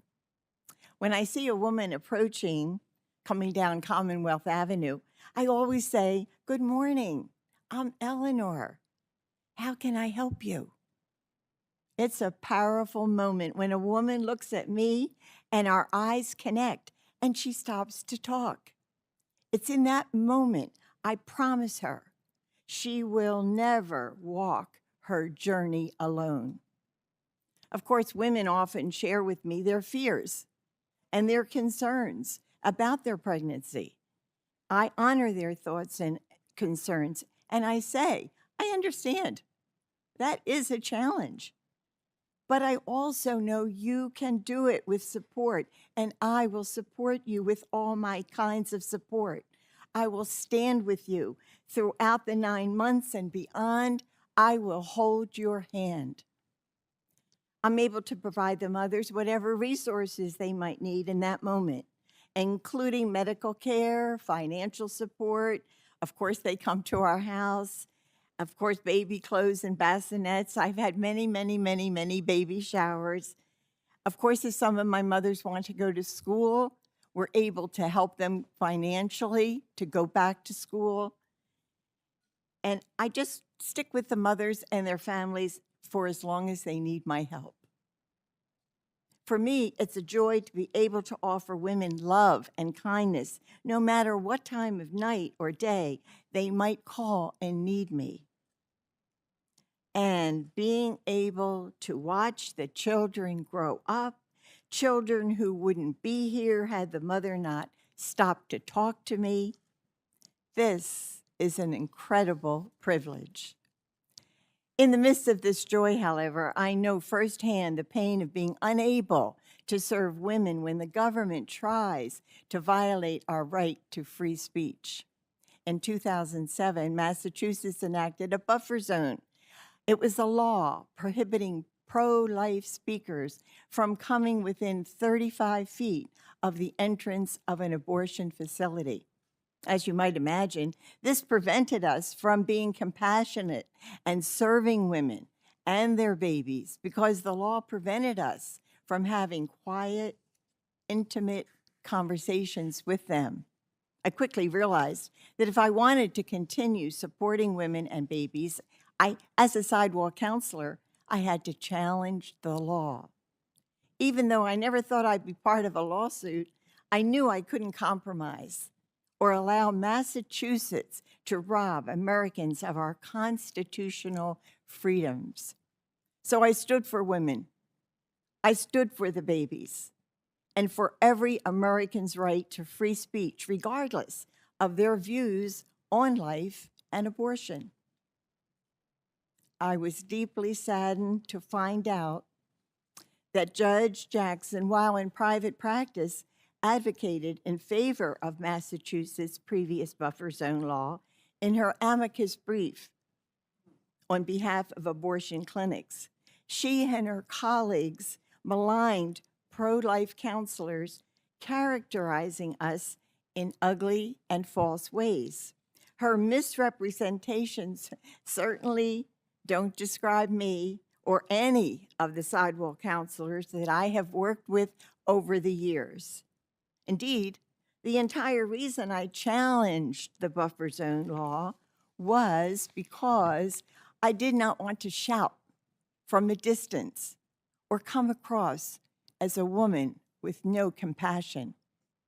Thankfully, in 2014, all 9 justices of the Supreme Court ruled that Massachusetts' buffer zone did violate the First Amendment. When a woman is alone, sidewalk counselors walk with her in that moment. When a child is just minutes from losing his or her life, sidewalk counselors serve as their voice. The unborn have no voice. As Americans, we will disagree on many important issues, but that's the beauty of why our Constitution protects free speech and allows each of us to speak truth with love.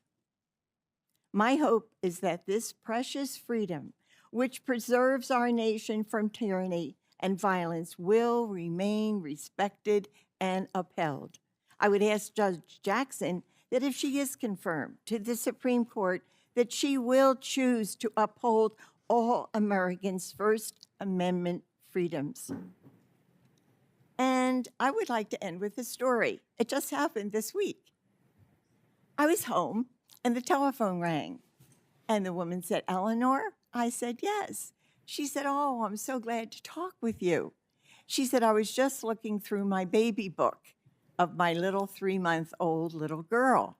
And underneath the picture of the baby was my card that I give out, Hope, Help, and Love. And she had pasted that in the album underneath the baby picture. There was my card and my number. And she called me and she said, "I have to tell you." She said, "Rose is now 18. She's graduating from high school. She's on her way to college. And I want to thank you for being there that day in January. And you talked to me. And I have to tell you, Rose is the joy of our life."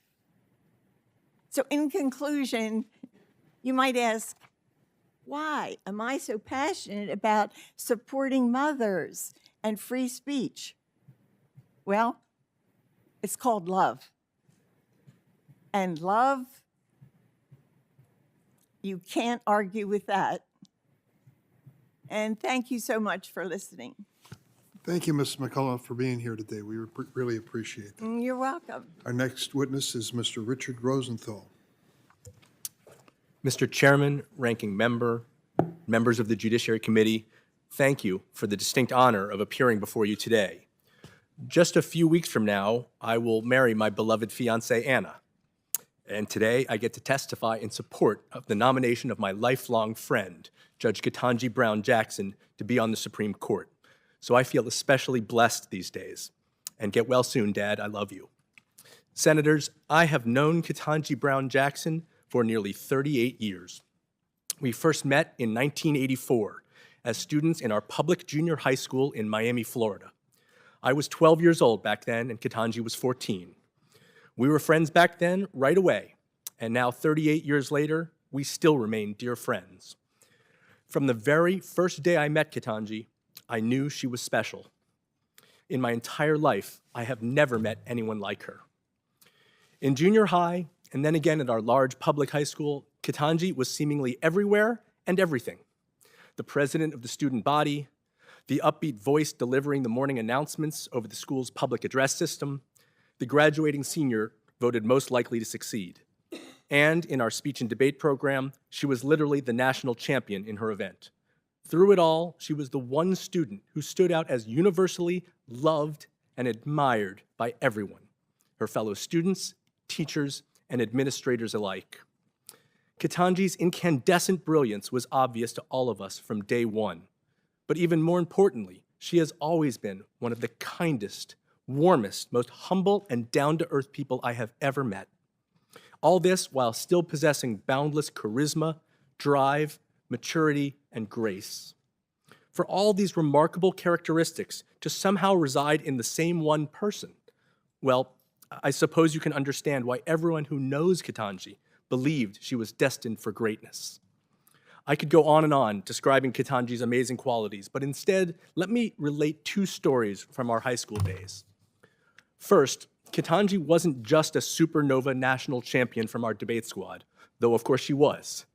She was also the unofficial leader of our tight-knit debate family, acting basically as a student coach and mentor for all the younger students.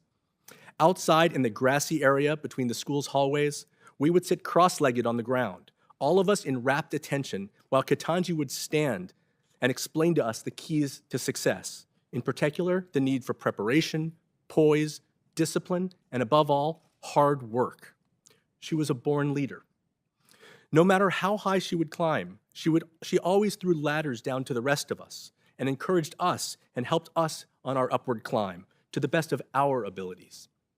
In 1998, for just a few weeks, Ketanji's path and my path overlapped again as we both served as law clerks for judges on the same court, the U.S. Court of Appeals for the First Circuit.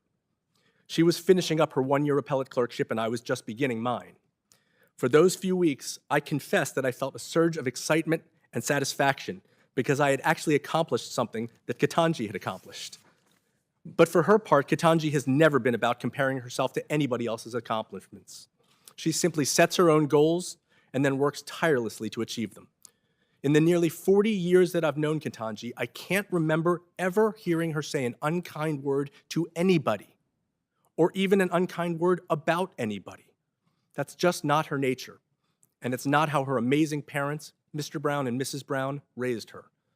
That leads me to my second story about high school. It was the fall of 1987. I was a sophomore and Ketanji was a senior. In our Latin American history class, I sat in the seat next to hers, but on this particular day, her chair was empty. But just then, the school principal came on the PA system and announced that a handful of our senior class had been accepted to Harvard College that day, a huge achievement for our large and often underfunded public high school. As fate would have it, at that very moment that the principal announced Ketanji's name, Ketanji happened to open the door and walk in the classroom. The entire classroom immediately leapt to its feet, exploded in applause, and ran over to Ketanji to embrace her. It was one of the most genuine, heartwarming moments I have ever seen. Every student was so happy for Ketanji and so proud of her accomplishment. Nobody was jealous, nobody was resentful, and nobody was at all surprised because she was Ketanji. And now, some 4 decades later, the President of the United States has nominated Ketanji to be a Supreme Court justice. It seems fitting. After all, this is what great Americans are supposed to do. They're supposed to achieve great things. And Ketanji Brown Jackson is a great American. Personally, I feel blessed to have been born in a country that can produce such an extraordinary person. My parents of blessed memory were Jews who escaped persecution in Nazi Germany. And they, along with my dear parents, always reiterated to me and my siblings what an amazing country this is, because in America, anybody can succeed, no matter who they are, what they look like, or where they come from. My grandparents and my parents were right. In America, a great person like the Honorable Ketanji Brown Jackson can indeed succeed and can ascend to positions of great trust and great responsibility. Members of the Senate, by confirming this extraordinary woman to a seat on the Supreme Court, you will honor everything that is good and right about America. For the good of our country and for the good in our country, I hope that you will. Thank you. Thank you, Mr. Rosenthal. Ms. Keisha Russell. Good morning, and thank you for the opportunity to testify. I am a constitutional lawyer at First Liberty Institute. First Liberty is a national legal organization with a mission to defend and restore religious liberty for all Americans. In addition to being a lawyer, I'm also the daughter of Jamaican-born parents, and I'm a former elementary school teacher in Atlanta Public Schools. I'm here to explain how critical race theory may impact a judge's judicial philosophy, including the fulfillment of her oath to uphold the Constitution, as well as to remain impartial and uphold the integrity and independence of the judiciary. Critical race theory, or CRT, is a subset of critical theory that began with Immanuel Kant in the 1790s. Critical theory rejected the principles of the Enlightenment and the Age of Reason on which the American Republic was founded.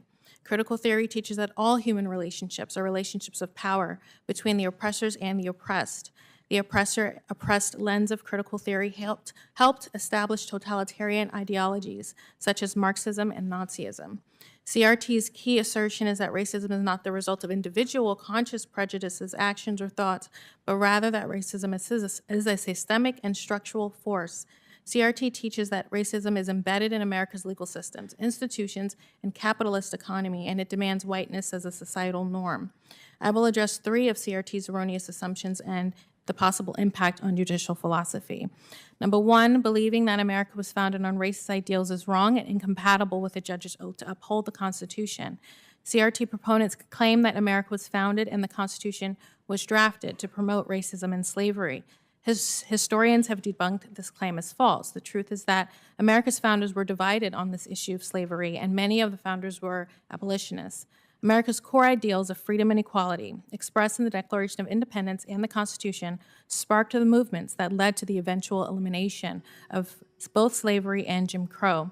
CRT is sometimes erroneously analogized to the civil rights movement, and some CRT proponents even assert that Dr. King was a critical race theorist, but he was not.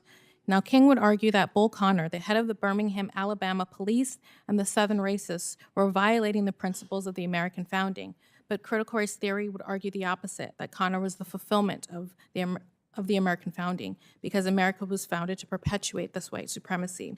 Ultimately, we cannot expect someone who subscribes to critical race theory to defend and protect the Constitution, because CRT asserts that the Constitution is not worth defending. Such a view completely contradicts the oath every judge takes. Number 2, a judge who embraces critical race theory perspective that America must address racism by encouraging racism cannot be an impartial judge. Contrary to CRT's assertion that racism is socially created, racism is the result of individual feelings of superiority and prejudice. There's no doubt that bad laws will further erase a society, but such racism must first be alive in the individual before it can become alive in society. Ultimately, when unaddressed prejudice gets married to power, there is going to be an unintended pregnancy, which will give birth to the evil of racism. Since personal prejudices advance a racist society, we cannot address racism by encouraging racist behaviors. Mr. Kendi, one of CRT's advocates, brazenly declares that the only remedy to prevent discrimination is future discrimination. In essence, CRT proposes that the oppressed group must be granted advantages in society to the detriment of the oppressor group in order to address past injustices.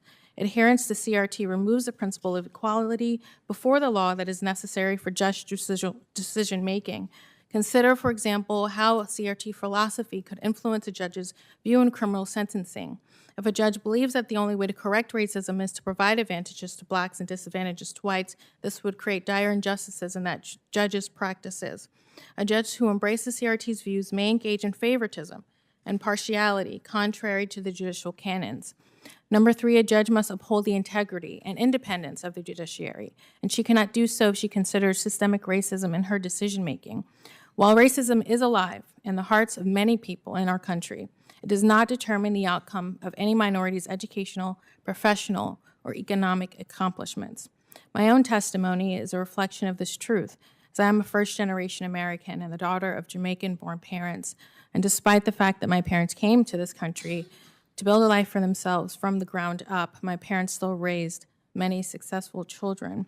And CRT does not acknowledge that regardless of the struggles that people face in life, we are all individually responsible for the lives we live and the success we attain.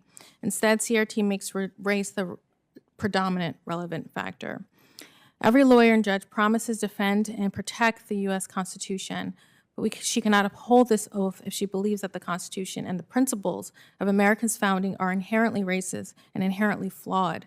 Neither can a judge remain impartial and administer judges independently if she holds a philosophy that correcting racism requires affording privileged classes less justice than oppressed classes. Ultimately, a judge should consider America's history as a lesson and a blueprint for why and how we must constantly seek to uphold and protect America's founding promises. For these reasons, First Liberty opposes the nomination, and I thank you for the opportunity to testify today.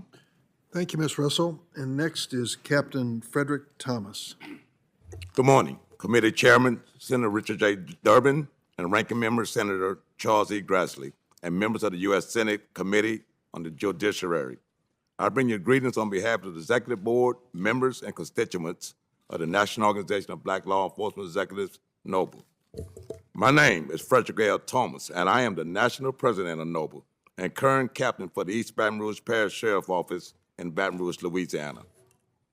I have served more than 30 years in law enforcement profession and 26 years in the Louisiana Army National Guard. I am a U.S. military combat veteran who served in support of Operation Our Record Freedom. The organization I represent is NOBLE, and the mission is to ensure equity in the administration of justice and the provision of public service to all communities, and to serve as a conscience of law enforcement by being committed to justice by action. NOBLE has approximately 50 chapters and represent over 3,400 members worldwide that consists of chief executive officer and command level law enforcement officials from federal, state, country, county, municipal law enforcement agencies, and criminal justice practitioners. It is an honor for NOBLE to provide written testimony on the nomination of Ketanji Brown Jackson to be Associate Justice of Supreme Court of the United States. We endorse President Joe Biden's nomination of the Federal Appeals Court, Judge Ketanji Brown Jackson, to serve on the U.S. Supreme Court. A graduate of Harvard Law School, Judge Jackson brings a long and impressive resume, including her background in public service, experience as a federal public defender, and a federal judge on the U.S. Court of Appeals for the District of Columbia. Throughout her career, Judge Jackson has demonstrated deep knowledge and respect for law, balanced judgment, and unwavering commitment to justice. She is intimately qualified to serve on the highest court in the land. NOBLE joins the International Association of Chiefs of Police, Fraternal Order of Police, the more than 60 top law enforcement leaders and former Republicans and Democratic attorney generals endorsing Judge Jackson. She has a unique perspective on the needs of law enforcement through the association of her family members in the profession. Judge Jackson has two uncles who were career law enforcement officers. One was the detective for the Miami-Dade County, and the other rose to the rank of become chief of police for Miami Police Department. In addition, her brother served as an undercover officer in a drug sting unit in Baltimore after graduating from college. It is our opinion that the direct familiar relation with the complexity, challenges, and opportunity within law enforcement provides perspective on criminal justice issues that can be assessed to the Supreme Court. In evaluating her judicial track record, it is the opinion of NOBLE and other law enforcement organizations that Judge Brown has constantly adjudicated based on the facts and applied the law fairly. Ketanji Brown Jackson had been previously vetted twice by the Judiciary Committee and twice confirmed by the full Senate as a judge, garnering bipartisan support as recently as 2021. She was also confirmed in 2010 as the Vice Chair of the U.S. Sentencing Commission. It is noble hope that Ketanji Brown Jackson will receive the bipartisan support for the most prestigious nomination to the nation's highest court. In closing, this is a watershed moment in our nation's history. Judge Ketanji Brown Jackson is a stellar nominee with extraordinary background. She is clearly qualified and possesses the knowledge, legal acumen, and experience to serve on the United States Supreme Court. Noble is honored to endorse a nominee of this stature who is confirmed will participate in deciding pivotal legal cases impacting the lives of all people across this mosaic of our country.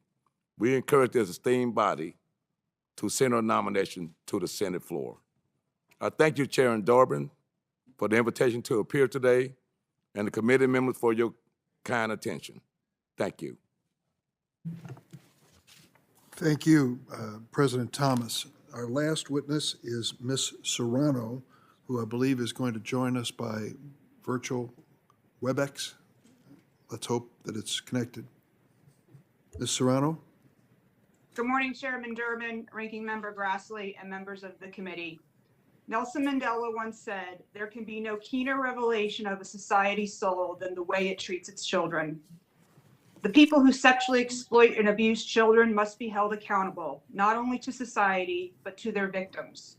Incarceration and sex offender registration are ways to hold these criminals accountable and responsible for their despicable acts.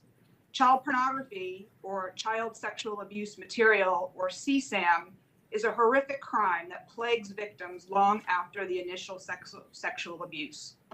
My name is Alessandra Parisi Serrano. I work for Operation Underground Railroad, a nonprofit organization that partners with governments here and around the world to help victims of human trafficking and child exploitation get the necessary aftercare and support they so desperately need. Operation Underground Railroad also helps train foreign law enforcement and other entities who may have contact with potential victims on how to identify, investigate, and prosecute traffickers and exploiters of children. I recently joined this organization in December of 2021. For the preceding 18 plus years, I served as a federal prosecutor for the U.S. Department of Justice. During my DOJ career, I personally handled hundreds of child exploitation and human trafficking cases involving thousands of victims. I saw firsthand not only what these victims endured from the initial abuse, but also the continued abuse and exploitation for years to come, oftentimes for the remainder of their lives. The Supreme Court in the Paroline case recognized this fact when it allowed victims depicted in CSAM material to obtain mandatory restitution from voyeurs, distributors, and transporters of CSAM long after the initial sexual abuse has occurred. While the initial sexual abuse causes great harm from which victims may never overcome, CSAM re-traumatizes victims for years after their abuse. Every time a person views CSAM, that child is re-exploited, re-traumatized, and re-abused. When an offender is caught viewing, downloading, or distributing these horrific images, mandatory notice goes to these victims that yet another offender viewed CSAM. Upon receiving these notices, victims are forced to relive the crime. Persons who download, view, and distribute CSAM cause an increase in the production of CSAM images. No one wants to see reruns of TV or movies. We've all experienced this during COVID when the release of new movies and TV shows stopped. And that includes voyeurs and distributors of CSAM. With this appetite for new material comes the increased demand for the abuse of younger kids in more violent, sadistic, and masochistic images, according to recent statistics. I personally prosecuted cases with images of abuse and exploitation of children as young as premature infants. This trend by certain judges to routinely decrease sentences far below the advisory sentencing guidelines and prosecutors' recommendations for CSAM consumers minimizes the gravity of the offense. While the amount of material being produced and number of people consuming this material has increased exponentially over recent years, The sentences have decreased. This makes no sense. I live in Southern California, where destructive wildfires are a yearly issue. The fires leave hundreds of victims in its wake. When the fires spread and get bigger, do we put fewer firefighters on the front line? Use less water or resources? Fewer containment measures? No, of course not. That scenario is akin to routinely reducing sentences for CSAM consumers when the supply is undisputedly increasing. I say again, it makes no sense. I hope all of the members of this committee agree that there is no cause more noble than protecting our children. Whether some crimes warrant longer prison sentences is a debate left for another day. However, purveyors of CSAM, especially those with prior conduct involving sexual abuse or exploitation, deserve to be taken out of society for a substantial period of time and to be identified by the public through sex offender registries. It has been my experience that offenders are only remorseful because they get caught and not because of what their deviant and destructive conduct has done to countless victims, many of whom are unidentified. Lastly, the notion that CSAM crimes only involves pictures is appalling to most prosecutors and victim advocates. CSAM depicts real children who deserve justice. These victims or survivors deserve our respect and dignity for what they endured. They do not deserve to be treated with less consideration than offenders who take sexual pleasure in viewing CSAM of what is the darkest days of their lives. Our society is better than that. At least I hope it is. Our most precious resource, our children, deserve it. On behalf of victims of CSAM and other sexual exploitation, I thank you for the committee's time and attention to this important matter. Thank you. Thank you, Ms. Serrano. We're now going to have rounds of questions. There are 5 minutes. 5 minutes, and I hope the members will hold to that standard. I'll begin. And let me start with Captain Thomas. Thanks. Thanks for coming here. Thanks for more than 30 years of service in law enforcement. Thanks for more than 26 years of military service, including combat duty. It's an honor to have you as a panelist here, as it is with all of our panelists, but certainly I wanted to commend you for those things. Thank you, sir. You're probably aware of the fact that Judge Jackson has received the unqualified endorsement not only of your organization, Noble, but also of the Fraternal Order of Police and the International Association of Chiefs of Police, in addition to other law enforcement officials. Are you aware of that? Yes, sir. So there have been charges made yesterday, day before, even this morning, that she is somehow part of a, quote, anti-incarceration, anti-police movement, that somehow she is affiliated with a defund the police movement. Would you or your organization have endorsed her if that were true? Sir, that would never happen if we knew that if she'd have made a statement like that. We never saw that in our research. That never came out. And I don't really think it's true, sir. I don't either. And I would assume the same thing is the case for the Fraternal Order of Police, the largest organization representing rank and file policemen in America, and the International Association of Chiefs of Police, respected at their own level for the leadership they bring to law enforcement.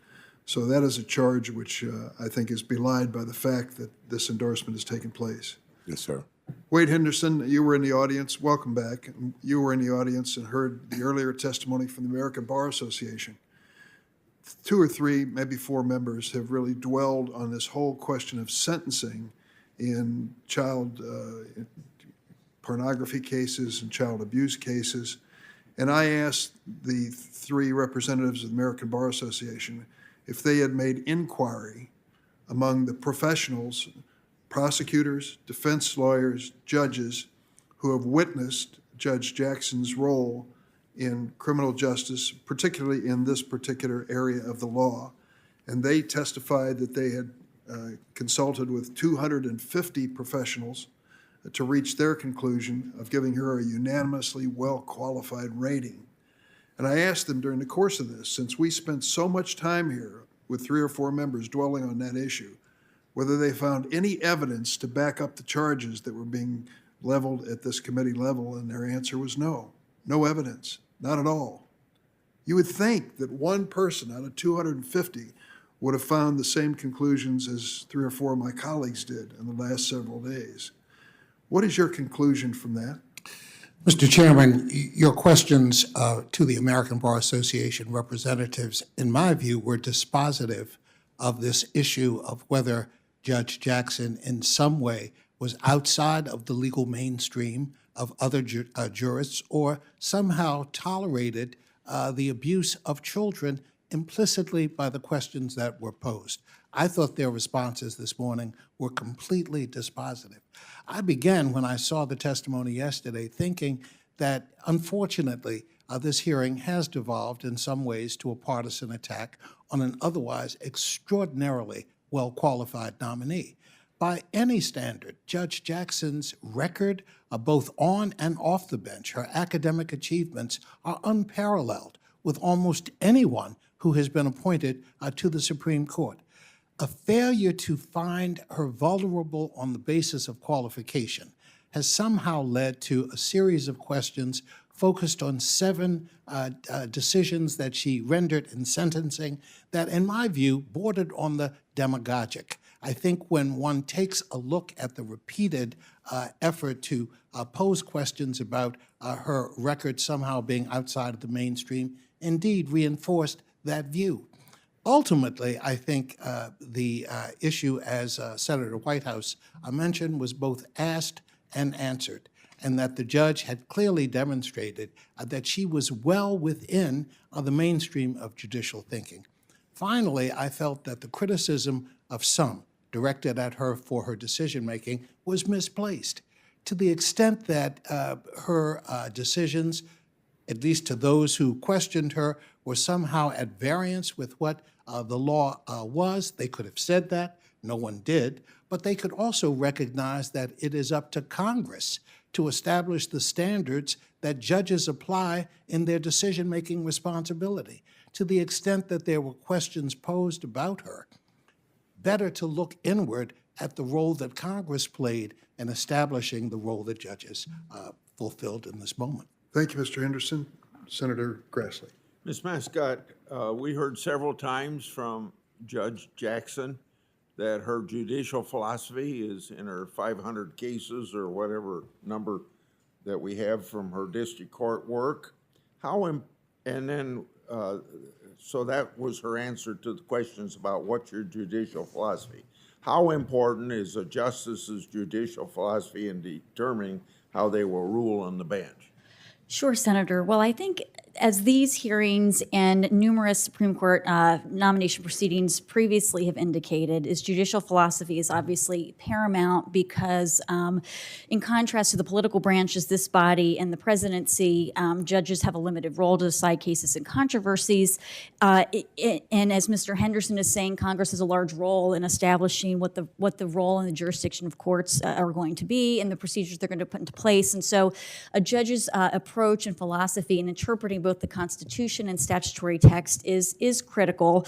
And in the past, I think nominees that have gone on to serve on the Supreme Court and be committed and consistent and exclusive in their adoption of originalism and textualism have clearly discussed those methodologies, those philosophies, expressed commitment to them before this body, and articulated their grounding in the Constitution.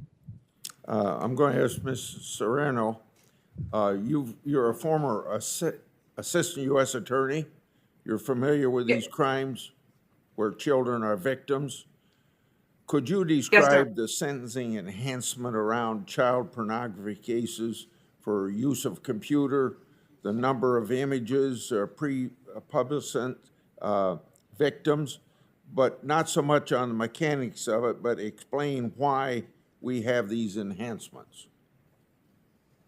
It's my understanding that the enhancements were created to recognize the aggravation that the use of a computer or somebody with more images versus less images, or someone with images of very, very young children, they would deserve a higher sentence than somebody who was not had those characteristics with their offense. Could you explain why possession of child pornography is not a victimless crime? Yes, sir. So as I said in my testimony, these pictures or videos are real children. They're somebody's kid, they have parents, they have grandparents, they may have siblings. These are real children. And every time somebody views it, downloads it, possesses it, transports it, re-victimizes them. Can you imagine your most embarrassing moments on the internet forever? And this is not just embarrassing. This is brutal, sometimes often very violent, horrible conduct that victims know that somebody is out there looking at it. Mr. Marshall, based upon your experience, which communities would be hurt most by anti-police movement? And is there anything in Judge Jackson's record specifically that concern you about her jurisprudence? Appreciate the question. As I raised in my opening statement, what gets lost when we describe the victims of crime is particularly where those victims are located. And those that advocate an anti-police and anti-incarceration statements are advocating directly against those that they claim to be able to speak for. When I hear that Justice Jackson would be a voice for the vulnerable, very rarely do I hear that being described to those victims of violent crime who truly are the innocent and most vulnerable of the system as a whole. My broader objection, as it relates to what I have seen of the record, is when there is a judicial opinion drafted by the nominee in which she cites the New York Times for a quote that our criminal justice system is unfair and unjust. To me, that raises very specific questions about whether the nominee fully embraces whether or not our system is broken or whether or not she believes that the system works. Because to the extent that there continues to be the mindset that our system is unjust, then not only does it undermine the rule of law, but the ability of law enforcement to do their job and the public's confidence in the system in which we all hold dear. Mr. Russell, mindful of the fact that Judge Jackson told us more than once that critical race theory never entered into her opinions or maybe even matter of discussion, if a judge or justice is making decisions based upon that theory and those principles, how might we see that reflected in their opinions? Well, thank you for that question. I think that based on my expertise in religious liberty and constitutional law, I think you always have to start with the original meaning of the Constitution and understand that regardless of the changing of the culture and what the social structure might call for, the standard never changes. And that ensures that there's an anchor and there's constantly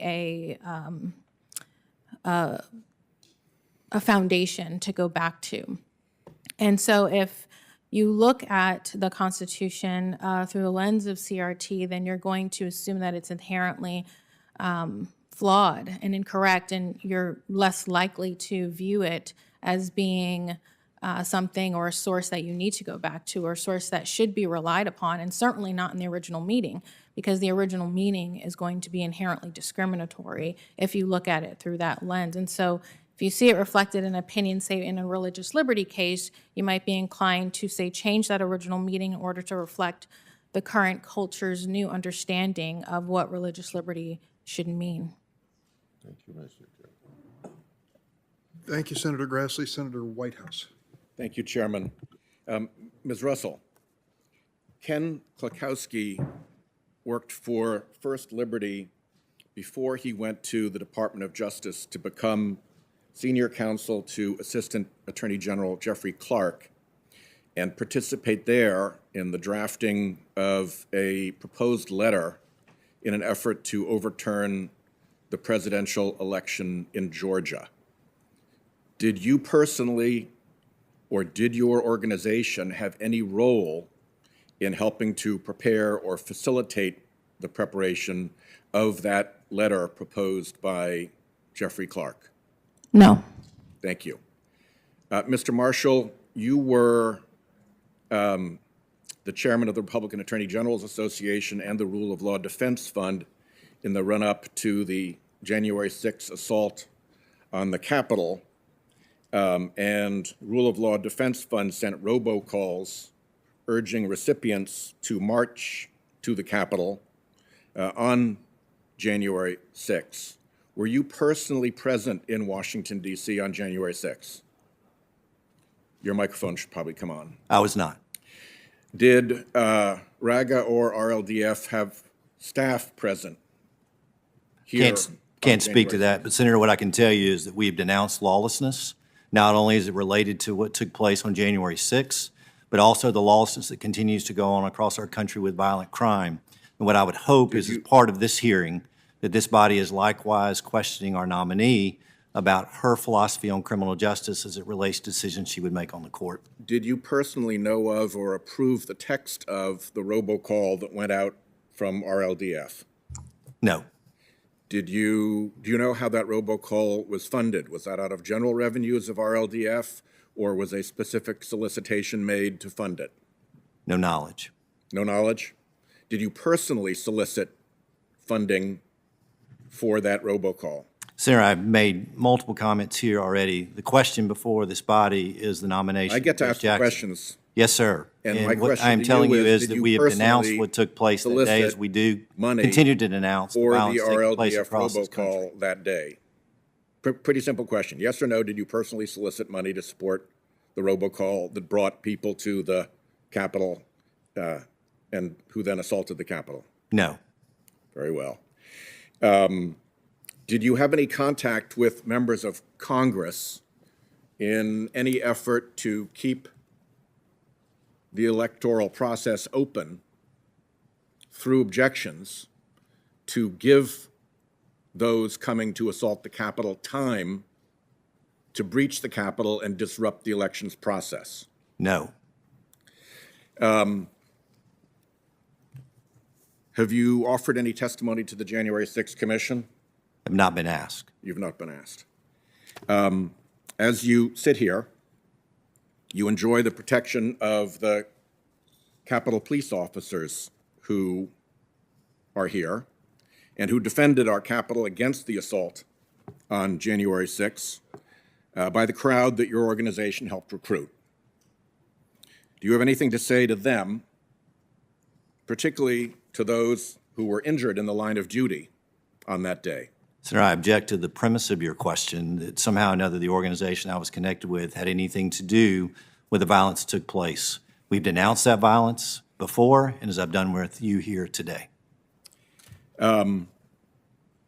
Is Joseph R. Biden of Delaware the duly elected and lawfully serving President of the United States of America?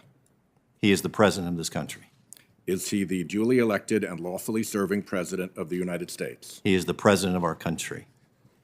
Are you answering that omitting the language duly elected and lawfully serving purposefully?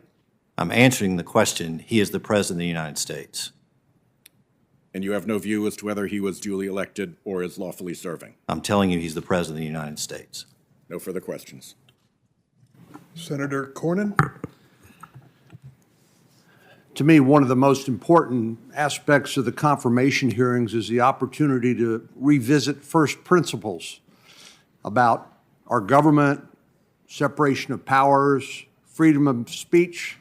Ms. McCullum, thank you for your eloquent testimony about the importance of free speech. But I want to, Professor Mascott, I want to start with you and take you back to the Declaration of Independence, where it says that government derives its just powers from consent of the governed. And while we heard a lot from the nominee about staying in her lane, not making policy and the like, I personally believe that many judges have a blind spot when it comes to things like substantive due process or articulating new and unenumerated rights and eliminating any discussion or debate or even vote on some of those rights that they discover because the judiciary says this is the way it is and we don't care what anybody else thinks. Could you just describe for us the danger of eliminating from consent of the governed some of these important decisions under the guise of judicial lawmaking, like substantive due process? Yes, Senator, thank you for the question. And I think it's great to go back to considering the consent of the governed, obviously, because the right of the people and liberty is foundational to our constitutional system.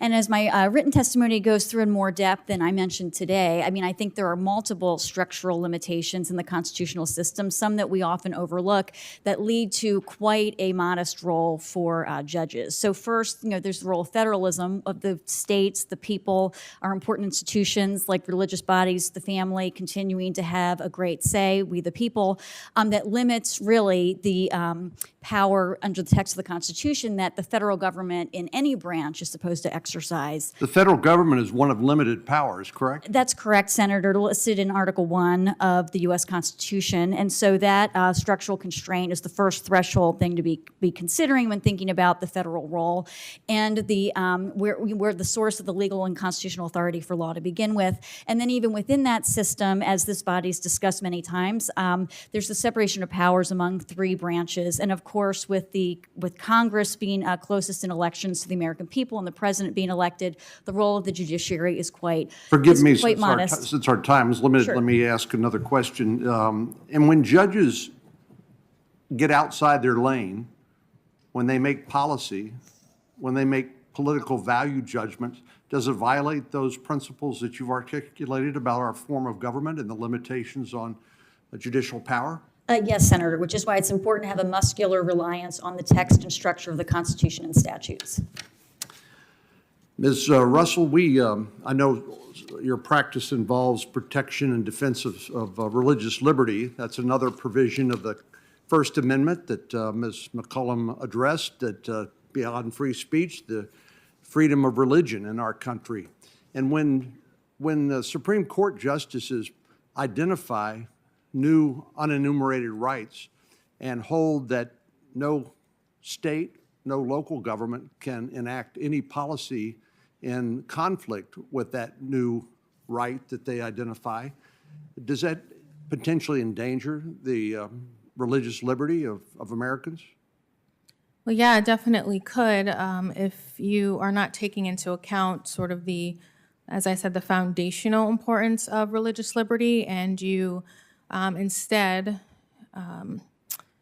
usurp that with the new right that you've created that was likely not considered when the initial provisions of the Constitution were drafted. And in the Obergefell case, I think Justice Alito and perhaps Justice Thomas and others expressed their concerns that when judges make law and create a national standard and take these issues out of the debate that they ordinarily would be subject to in the political system and in the legislative branch, that basically people who don't agree with it, let's say because of sincerely held religious belief, could be identified as bigots. Well, You share that concern? Well, yes, because certainly if you create a new right based on the current prevailing culture and their thoughts about whatever it might be, generally speaking, you're going to end up in a situation where everyone who has a traditional view of those subjects are going to be seen as the enemy, and they will be demonized in the culture. And it's the ultimate cancel culture. Ultimately, yes. Thank you. Thanks, Senator Cornyn. Senator Klobuchar. Well, thank you very much, Chair Durbin, and thank you to all of you. Representative Beatty, thank you so much for your leadership and for being here today. You talked about, in your testimony, about how there have been 115 justices, and only she will be the first, Judge Jackson, if confirmed, will be the first Black woman. And she will also be the first public defender. So those are two firsts sitting in the room where it happens, offering a different perspective. Could you give us your perspective? Two things. One, on what that means as someone that knows what it's like to go into an institution that didn't have different perspectives. That would be the House of Representatives. And two, just your view as a Black woman about the hearing yesterday.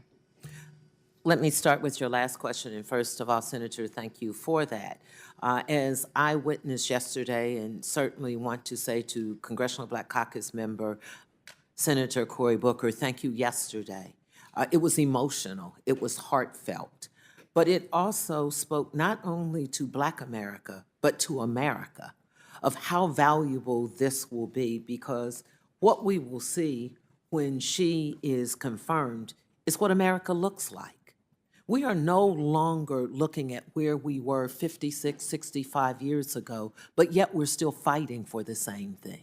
So I say to little girls, and especially little Black girls, it will be important for them to see that they could do what her best friend said of her when they were 12 and 14 years old.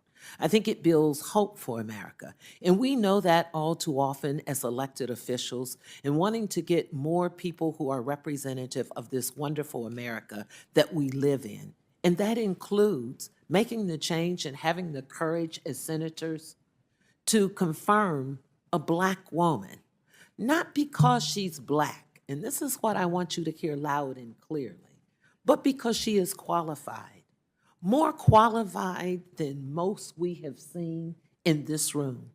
And that's not just based on my opinion or my thought, but it is based on facts. It is based on when you look through the 600 some opinions, when you look through the 12,000 pages that were sent here on what she did on the United States Sentencing Commission, the 70 some thousand pages that came from the Obama library, when you look at what all the fact-finding checkers have said about her record, I say look to each of us, and this is why it is important to me. There is not a perfect person in this room. Yesterday, a minority senator said he did not agree with everything that his colleagues were saying. So I think you can look at anything or any person and find something that you want to find fault with. But in this case, there are so many things that she has just been impeccable on her reverence for the rule of law, for her impeccable decision-making. She is not perfect, but she is amazing. And that's what I want America to know. And I just want to end with this because I am also chair of the Congressional Black Caucus. And I want you to know, while we are very diverse, our power is our unity. And we embrace and endorse her 100%. Thank you. Thank you very much. Thank you. Mr. Henderson, you've been a leader on voting rights. Yesterday, Judge Jackson talked about how the right to vote is a fundamental right in our democracy, as other nominees have said in the past. How can the court, in your view, particularly after what happened yesterday with the shadow docket case in Wisconsin, work to reestablish public confidence in voting rights cases? Very quickly. Thank you for the question. Thank you also for your leadership in trying to protect democracy in your role as chair of the Rules Committee. I think the court has a very important role to play to preserve the right of all Americans to the vote. We now see democracy under attack in unprecedented ways. It certainly began with the January 6th insurrection, but it continues now at the state level in some states that are rolling back protections that guarantee the right to vote. I am hopeful that the court will re-examine the role it has taken with regard to the Voting Rights Act, which it has stripped of its essential powers at the Supreme Court level. And I think a case has been made that there is a need for a new structured Voting Rights Act. And we hope, of course, that the Senate will ultimately come to accept that requirement. Well, thank you. Mr. Chair, I'm not going to ask another question, but I did want to say to you, Mr. Rosenthal, as someone who's kept my friends since middle school and high school, I especially enjoyed your testimony, and it reminded me of when I asked one of Sonia Sotomayor's friends in a similar panel, who was a friend from middle school or high school, what she was like at that point. Maybe it was elementary school, and he said, judicious. And I thought, so I enjoyed it very much. Thank you to all the witnesses. Thank you, Senator Klobuchar. We've been told by the Republican staff that the order based on early bird rule on their side is Senators Lee, Tillis, Blackburn, and Cruz. It appears, Senator Tillis, you're next up. Thank you, Mr. Chair. Thank you all for being here. I listened to your testimony and watched it in my office. Mr. Rosenthal, you're getting married in a couple of weeks. Yes, Senator. And also wish that your father returns to good health. Thank you. Captain Thomas, thank you for your law enforcement service and your service in Iraqi freedom. Ms. McCullen, I think this is the first time I've asked somebody questions who were actually a plaintiff in a Supreme Court case. It's an honor. Your testimony was unbelievable. Before I leave today, I hope I can get one of your cards. I think it reads sure. Hope, Health, and Love. Hope, health, and love. So you were at this abortion clinic as a counselor? Yes. Sidewalk counselor.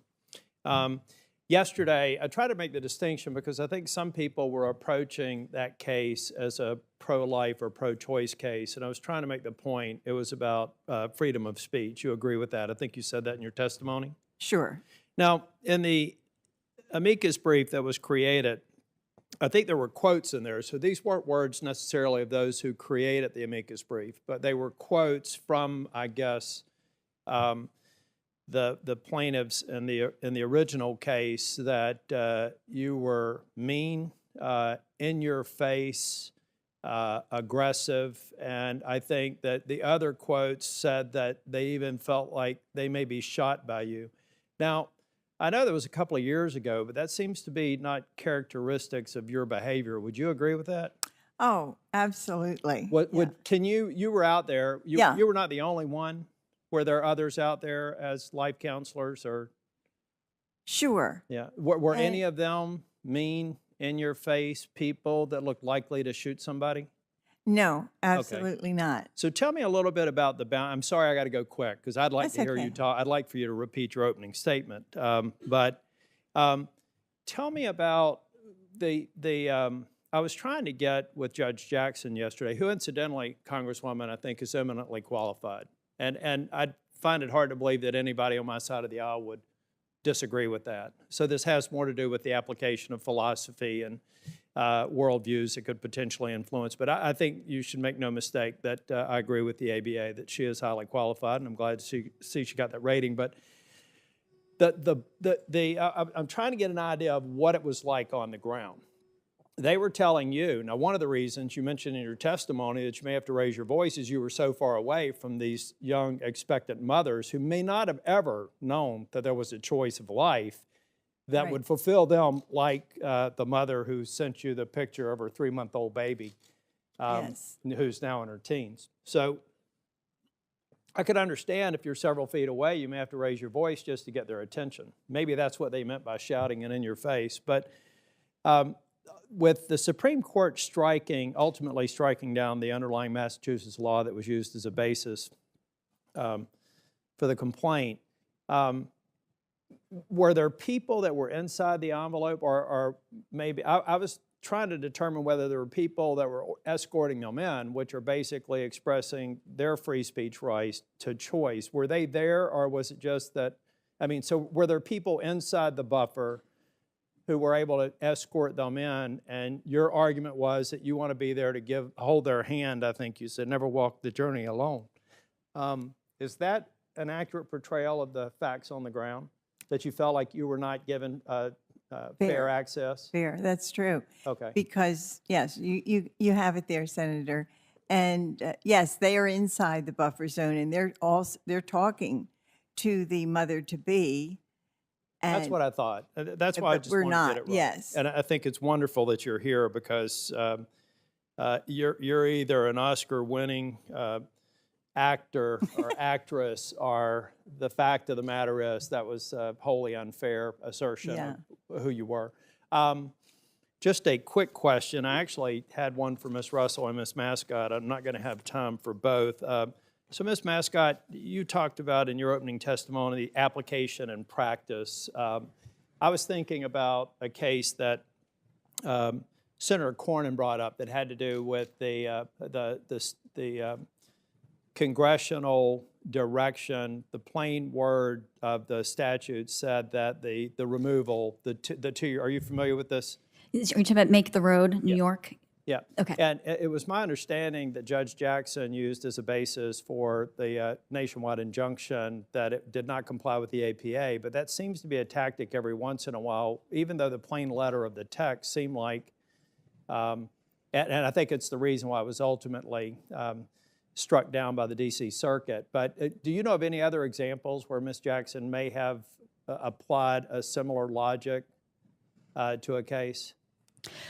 Well, in that particular case that you're speaking of, I think it was not, failing to rely on a provision that clearly limited the role of the courts and gave the discretion to make the decision to the acting Department of Homeland Security Secretary.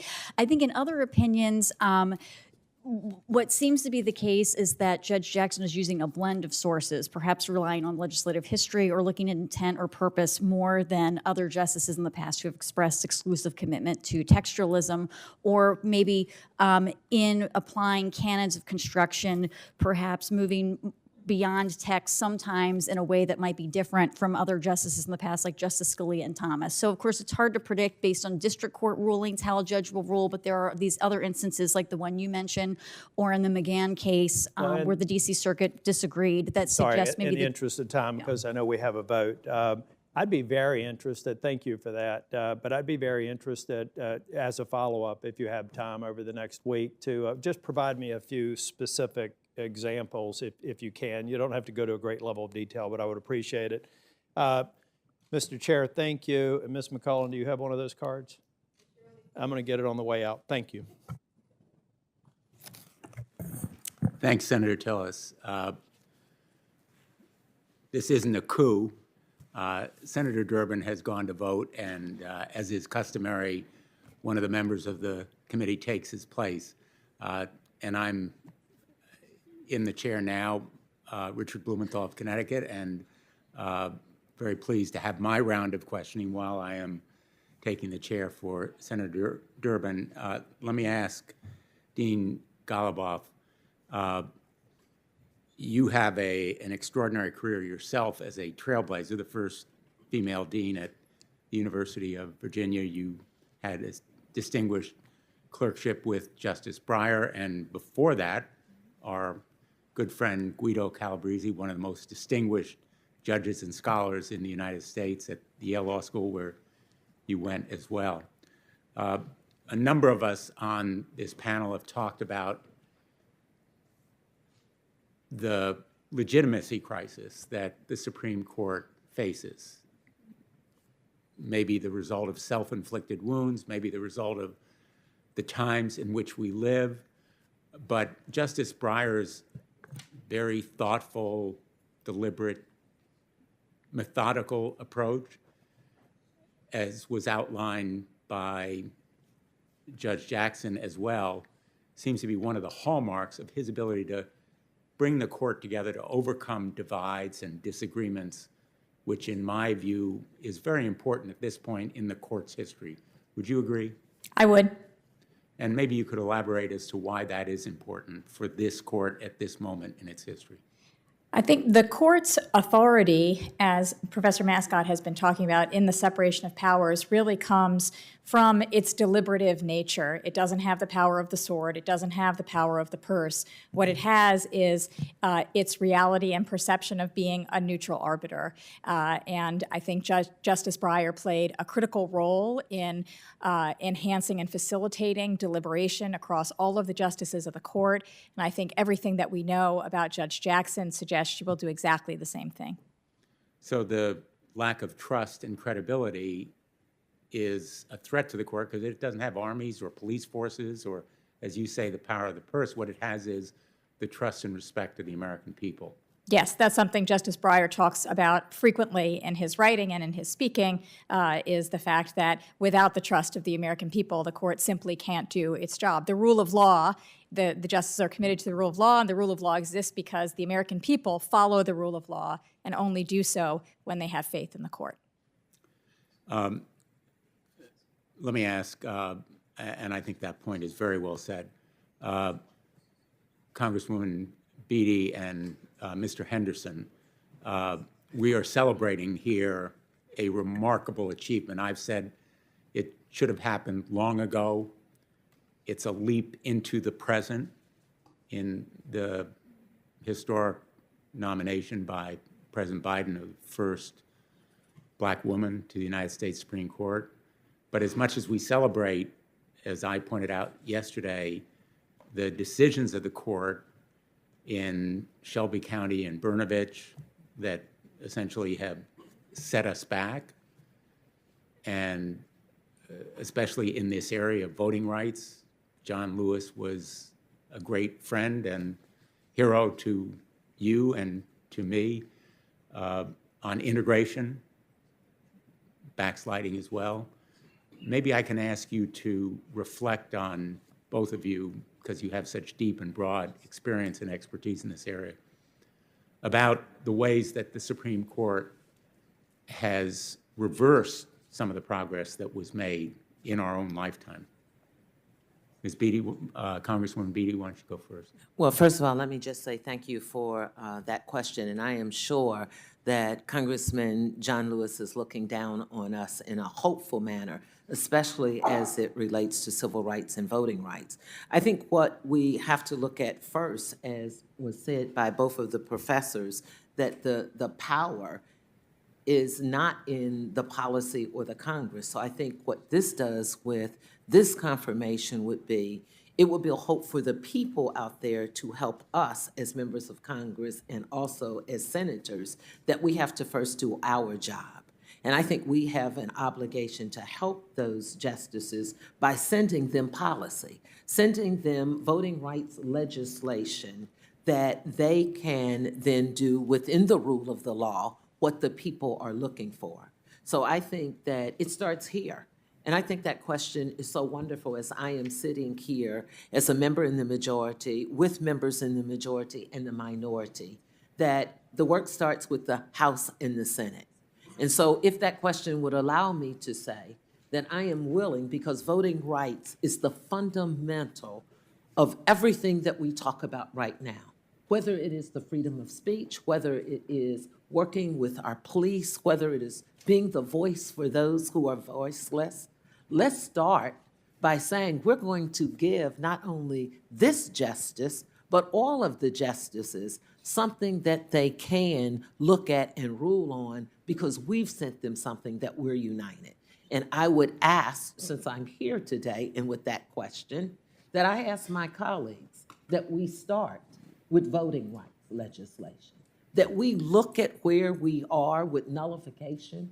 If we look at where we are in that case with preclearance, if we look at history, the voting rights are in with this, and you know this well. The Voting Rights Act has been reauthorized in a bipartisan way 5 times. 4 Republican presidents reauthorized the Voting Rights Act. Wouldn't this be a wonderful time in this America to build a better America if this Senate and this Congress could come together and send our justices something that they could rule on that would be reflective of our democracy? Thank you. Mr. Henderson? Senator Blumenthal, thank you so much for the question. Let me say at the outset that I support completely the response of Congresswoman Beatty and believe her answer was full and complete. But let me also say that the right to vote is foundational of all other rights, as Congresswoman Beatty alluded to. And so all the issues that we've discussed this morning, from free speech to the rights of individual victims in cases of police accountability or others, are all tied to the right to vote. The Supreme Court decision, beginning with the Shelby County decision in 2013, with the Brnovich decision of a couple of years ago, and recent interpretations of what the court has done by district court judges, raise serious questions about the fidelity of the court to the role that Congress has been designated to address discrimination under Section 5 of the 14th Amendment. The fact that the court seems to have gone out of its way to find ways of eviscerating the protection of the Voting Rights Act has taken us back literally to the period that existed prior to 1965 when the Voting Rights Act was adopted. Some people consider that criticism to be hyperbolic. But the truth is, the facts make clear that what is happening now to voters, particularly voters of color, younger voters, seniors, individuals with disabilities, are in fact violations of that fundamental right to vote. When we deny access to the ballot, therein lies the problem. And so we have petitioned Congress, specifically the Senate, to enact new provisions that would help to protect the right to vote.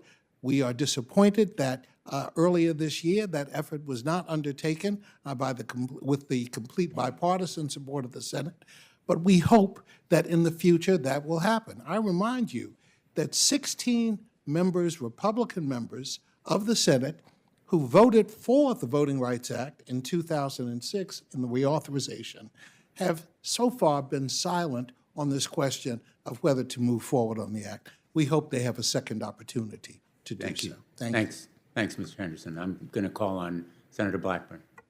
Thank you, Mr. Chairman. I appreciate this very much and the opportunity to have you all before us. This has been really quite a week here in the Senate Judiciary Committee. Ms. McCullen, I would like to come to you first. I am so happy that you are with us today, and I appreciated your comments. I'm a mother and a grandmother, and I like how you talked about walking with women as they transition from their pregnancies to that motherhood and realizing the need to continue to support women after they have those babies and to support them as they go through this entire process. Likewise, I know that you do some good work to support post-abortive women. Yes, I do. Who just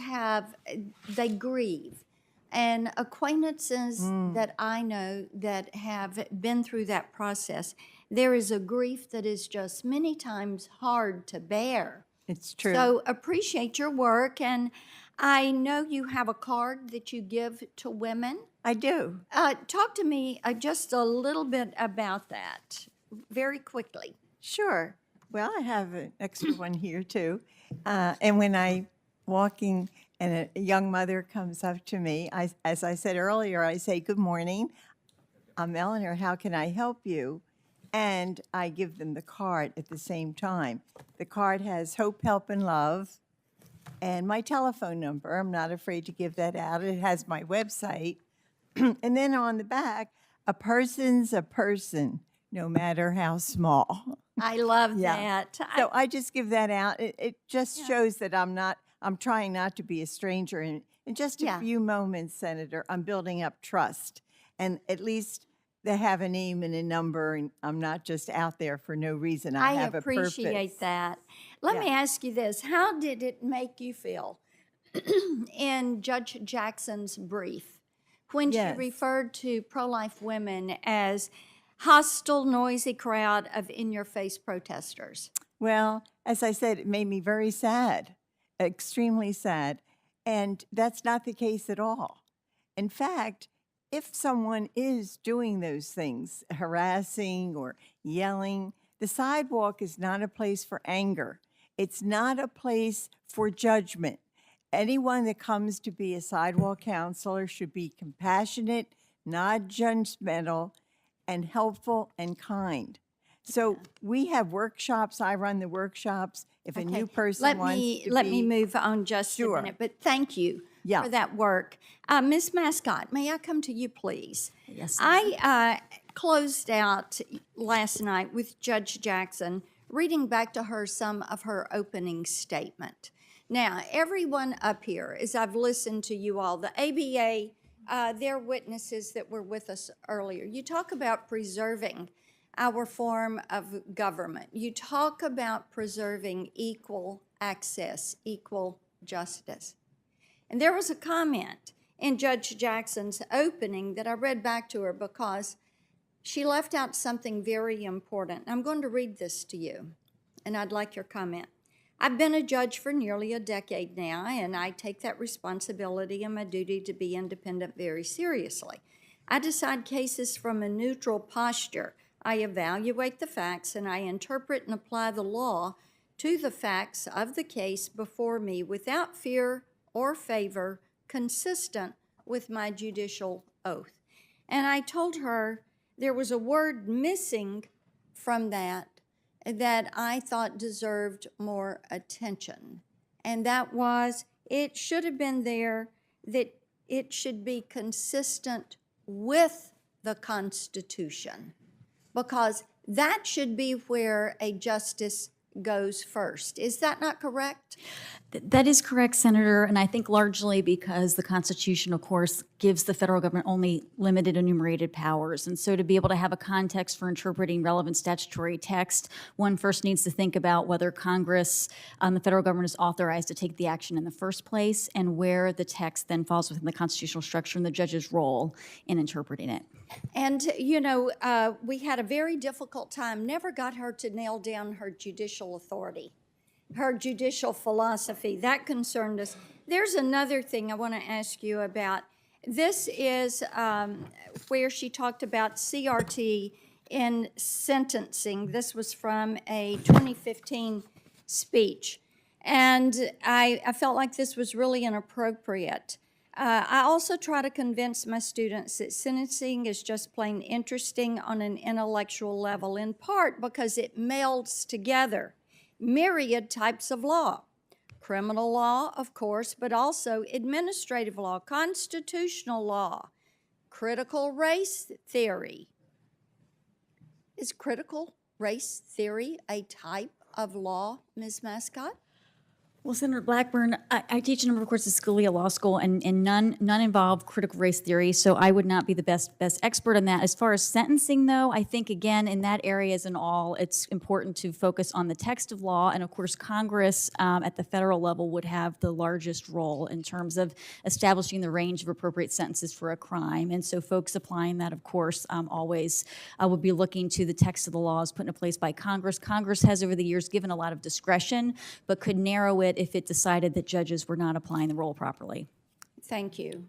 Thank you. Mr. Chairman, before I want to ask you, some of us have wanted those pre-sentencing memos. Are we going to be able to have access to those memos? I know we sent a letter to you. Where do we stand? Well, with we've that? consulted with prosecutors and with victims' rights organizations, and they share my concern. This is very confidential, sensitive information, which is usually only seen by a judge, and to run the risk of bringing it to this committee and jeopardizing or worse, innocent. Is there no way we can end? I'd like to finish. Okay. Jeopardizing or worse, innocent third parties, our children who have been victimized. I'm sorry, Senator, I'm not going to be party to that. I would not want that on my conscience, that we did this for some political exercise here, which I think is totally unnecessary, and someone was harmed as a result of it. I'm going to resist it every step of the way. No one wants to harm children. Then leave the reports concealed. Leave the reports concealed. And there's, well, what is in the reports that we cannot go into a classified setting? I want to tell you something. If you are a parent of some child who's been exploited, and you recognize this judge's name as perhaps have presided at the trial, and realize that now the report, the report that has been kept in confidence all these years, is now going to be handed over to the United States Senate Judiciary Committee. What would you think as a mother if it were your daughter or your child? I would think this is an act that is reckless. And to do this in the name of some political, well, we're going to pursue this one more step and request information that has never been requested before by the Senate Judiciary Committee, unacceptable. On my watch, I won't be party to it. I do not want this on my conscience, and I hope you don't either. I want to make certain that we protect children and that we continue to do our best effort to protect children. I also want to make certain that we're going to have judges on the federal bench and justices that are going to protect those rights of children. Well, the fact that you all have seen these, no, we haven't. No, you're wrong, Senator. The fact that even Senator, Judge you're wrong. Jackson referred. I can't see them. I don't want to see them. Okay. And I want to make that clear. So Okay. it has not been given to the White House, nor has it been given to any member of the Judiciary Committee that I know, and I am not going to be party to any effort. Mr. for Chairman, political nobody, Mr. Chairman. there is no one that wants to do anything that is going to Good. harm Join me. children. Join me. We want to make certain that we do our due diligence. And I know you have gotten frustrated with us with asking tough questions, but that is our job. You may ask a do tough that. question as long as it is fair, And and that's all we ask. every Chairman, if I question might. we have asked has been fair. Senator Coons? Mr. Chairman, could you just clarify for those who may not be familiar with the procedure and practice of prosecution and sentencing, these PSRs, they were not in any case written by Judge Jackson, is that correct? That is correct. And they are not about Judge Jackson in any way. That is correct. They are uniformly or nearly uniformly sealed by court action. Yes. And involve detailed and thorough interviews of the whole ecosystem around a crime, the victim, the perpetrator, families, and are described to those interviewed as something that will be confidential and sealed. Thank you. And let me just say that I cannot imagine that we think we have to explore this area at the risk of innocent third parties and children. I will not be party to it. Mr. I'm Chairman. just not going to do it. Senator Booker. Again, this is new to me, and I'm sorry, I never did criminal law. But I've now asked a lot of prosecutors trying to be fair about this, and some of whom served on this committee, to understand. And the kind of confidential information, I thought, well, maybe you could redact it. And people were saying to me, no, you cannot even redact it. There is so much compromising confidential information that none of us would want out there. And Senator, who I have a lot of respect for and have actually thought a lot of her questions during this were thoughtful and probing and helped me, frankly. But she's new on the committee, but I know this. I've also asked this question. This is a body, this Judiciary Committee, that has, for Republican and Democratic presidents, done, am I fair to say, thousands of judges have been put onto federal benches. And this is a new territory. We have never asked for this kind of confidential information from a third branch of government. It's just never been done. And when you cross a precedent like this, now I've seen this having been 8 years in the Senate, what you're going to create now, first of all, this information should never be released to politicians, in my opinion. There's nothing additive to it. But what you do when you cross that line is now you're going to create a new precedent. So some performative Democrat, when there's a Republican judge coming before us, is going to demand the same information and use it or exploit it for political purposes. I don't think we want to cross that line in this body where this has never come up in in the 200 years. I don't know how long this information has been collected in this manner. It just seems like a really large step that I don't think, as you said yesterday, is going to change the conclusions that have already been drawn by people on either side of the aisle. If there's somebody who just wants to come forward and say, I'm on the fence on how I'm going to vote, this is the determinative thing, I just don't hear that. And the danger weighing these, the danger is really, in terms of changing the way this committee operates, impeding upon issues of privacy.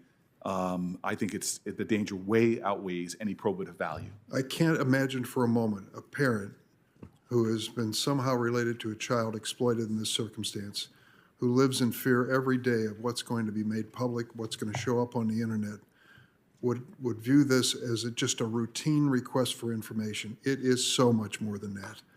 And as I said, on my watch, somebody can take this chair and this gavel over and make a different decision. I'm not going to be party to it. I will not be party to exposing this information to the possibility of disclosure and the harm that can come from it. Senator Coons. Thank you, Chairman Durbin. Dean Goluboff, thank you for your testimony today. Like Judge Jackson, you also clerked for Justice Breyer, and you're a well-respected dean of a prominent law school. I just wanted to ask a few quick questions of you and a number of other witnesses, if I might. Judge Jackson's jurisprudence has been questioned or challenged, in particular with reference to her opinion in Make the Road, New York.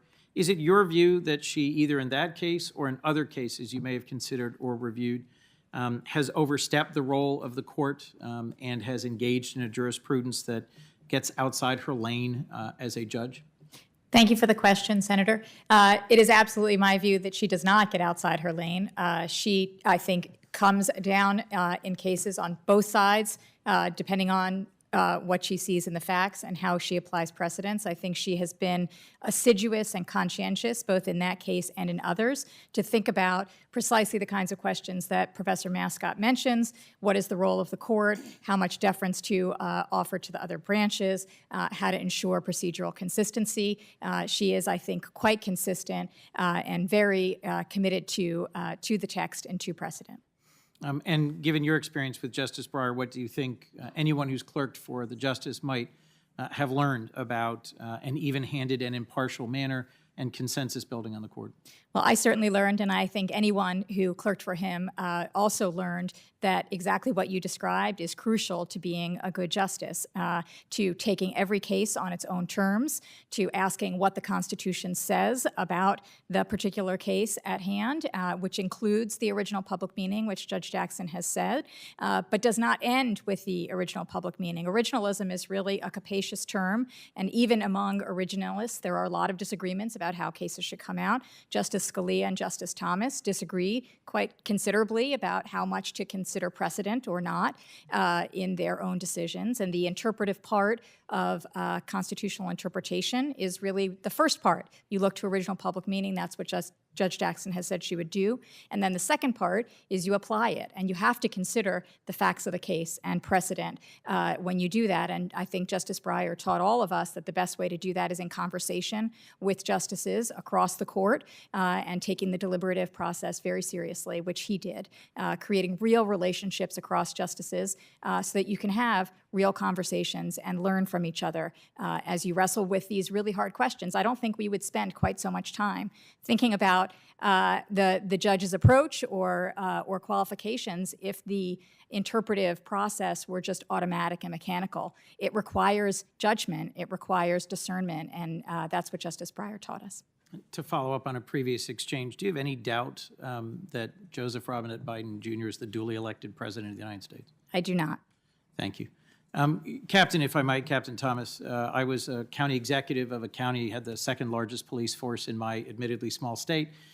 We had a very active chapter of Noble. I have a long working relationship with some Noble leadership, and I'm thrilled that you're here as the head of Noble, our nation's largest law enforcement organization of black law enforcement officers, which has also endorsed Judge Jackson's nomination. How do you view her record, her commitment to public safety, her engagement with the law enforcement community? Well, thank you, Senator. With all the information that we have received, different notes from different organizations, I feel very confident in her nomination for this seat. I'd like to make a statement.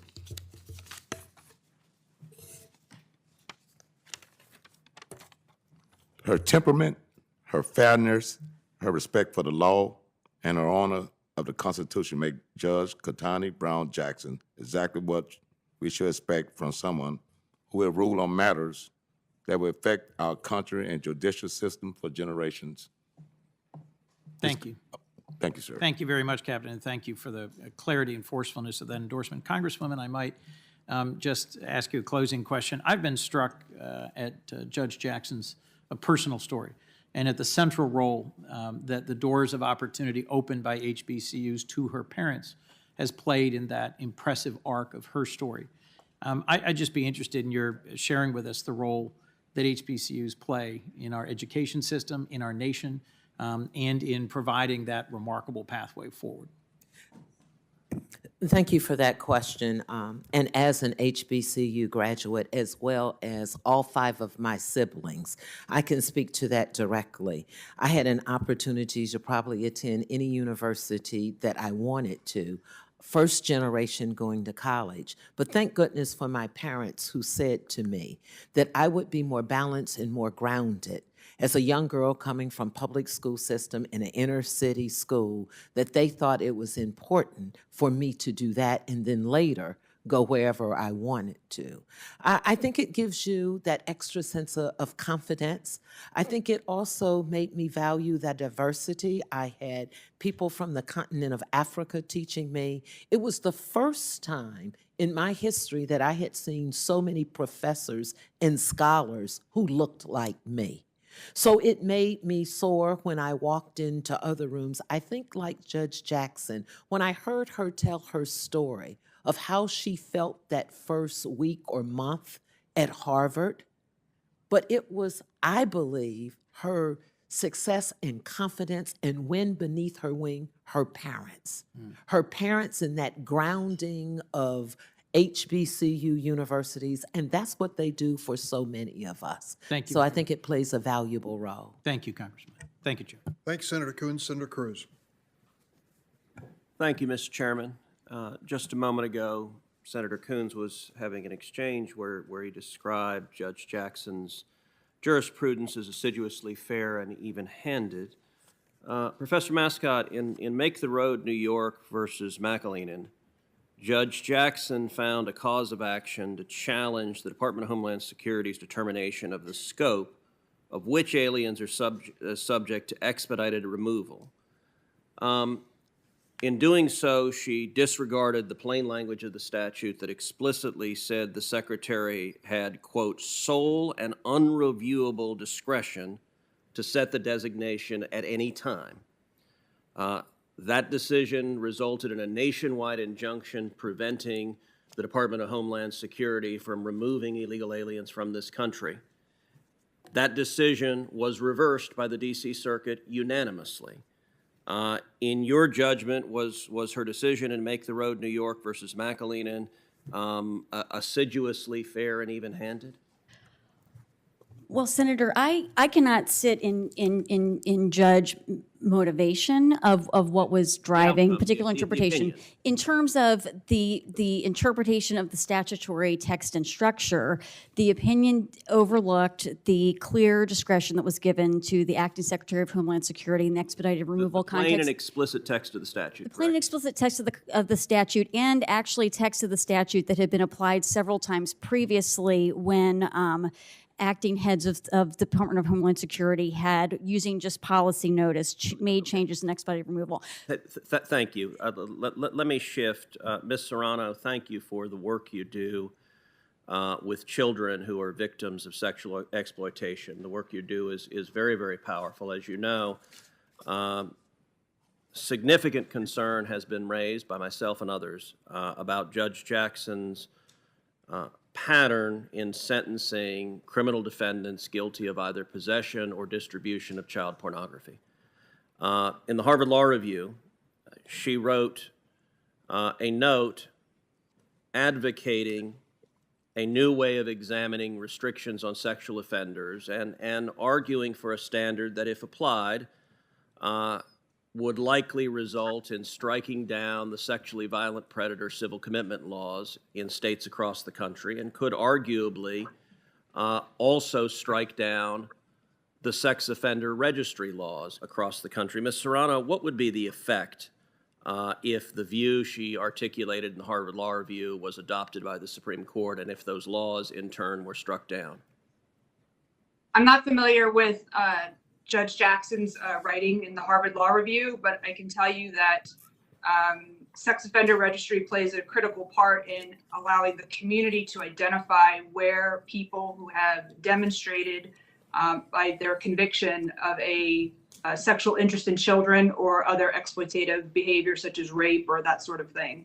As far as civil commitment, there are certainly state laws. I'm not familiar with all of them, but there is a process in which the due process is done, whether someone should be civilly committed because they cannot function in society due to their sexual deviance. So, Ms. Serrano, we've gone over in some detail. The Democrat talking point is that criticism about this issue is based on cherry picking. Yesterday, I gave Judge Jackson a chance to explain all of the child porn cases she's ever sentenced in. And that's a universe of 10 cases. Of them, 5 of them, Downs, Cooper, Hess, Kane, and Buttry, 5 of them, she sentenced the statutory mandatory minimum, the absolute lowest sentence that was allowable under law. She has a pattern when there are prosecutorial recommendations of sentencing on average 48% less than the prosecutors have asked with regard to those in possession of child porn. And she repeatedly articulates, for example, in the Cooper case, but she does this in every case, she articulates that she thinks the sentencing enhancement for the number of images of child porn makes no sense and isn't valid. And rather than having a 5-level sentencing enhancement, she reduces it to a 2-level enhancement. Ms. Serrano, does that make any sense to you, that there is no difference whatsoever between a defendant who is in possession of a single image versus another defendant who is in a possession of hundreds, or in one of the cases in front of Judge Jackson, someone that had 6,700 images of children, some very, very young children, infants, toddlers? Does it make any sense that she would systematically say those are identical and that she's not going to apply the enhancement in the guidelines?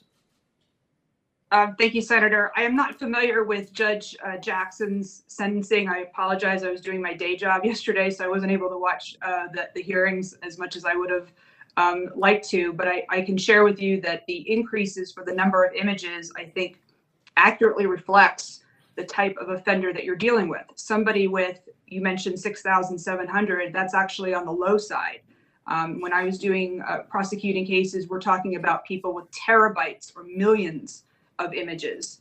And so somebody with that type of collection should conceivably be sentenced more harshly than somebody with, say, 20 images or 50 images. Thank you. Thank you. Thank you, Senator Cruz. Senator Booker. Thank you very much, Mr. Chairman. I actually really love this. I've been through 3 Supreme Court justice hearings, and when the 10 people come forward from all different backgrounds in America, and people supporting a candidate and not supporting a candidate, it is always uplifting to me. And I have a lot of respect and honor for everybody on this panel. You all are great Americans who are dedicated to this country's highest ideals as you see them. And to give you an example of why I'm so serious, I had in a previous panel of a Supreme Court justice I was dead set against, my constitutional law professor come in and be dead set for them. And I love this professor, still do, and I love him not just because he was a great professor, but also because he passed me. But I just want you to know, you may feel partisan tension in this room, but there is a lot of respect for the 10 of you who took time out of your schedule. Many of you traveled a very long way, and so I want to say thank you. Mr. President, Captain, my questions are for you, but if you don't mind, I'm going to take a quick minute to address the Congresswoman and just want to say a couple things to her publicly that are really important. First of all, the Congressional Black Caucus, it has been one of the greatest privileges of my life to be a member of too few senators that have ever been a member of that body. And I want to say publicly, because this is true, I tried for years to get on this committee, and the Congressional Black Caucus advocated for me for years. Went to Chuck Schumer and said, you need to get Senator Booker, not just because you haven't had an African-American on there for a long time, but you guys saw faith in me that I could represent well here, and I just want to thank you for that. And the second thing is just very personally to you. I had one of the most difficult summers of my life last summer. You know this, my brother had a terrible stroke. And when you see people up here on this panel, you don't know what they all have been through.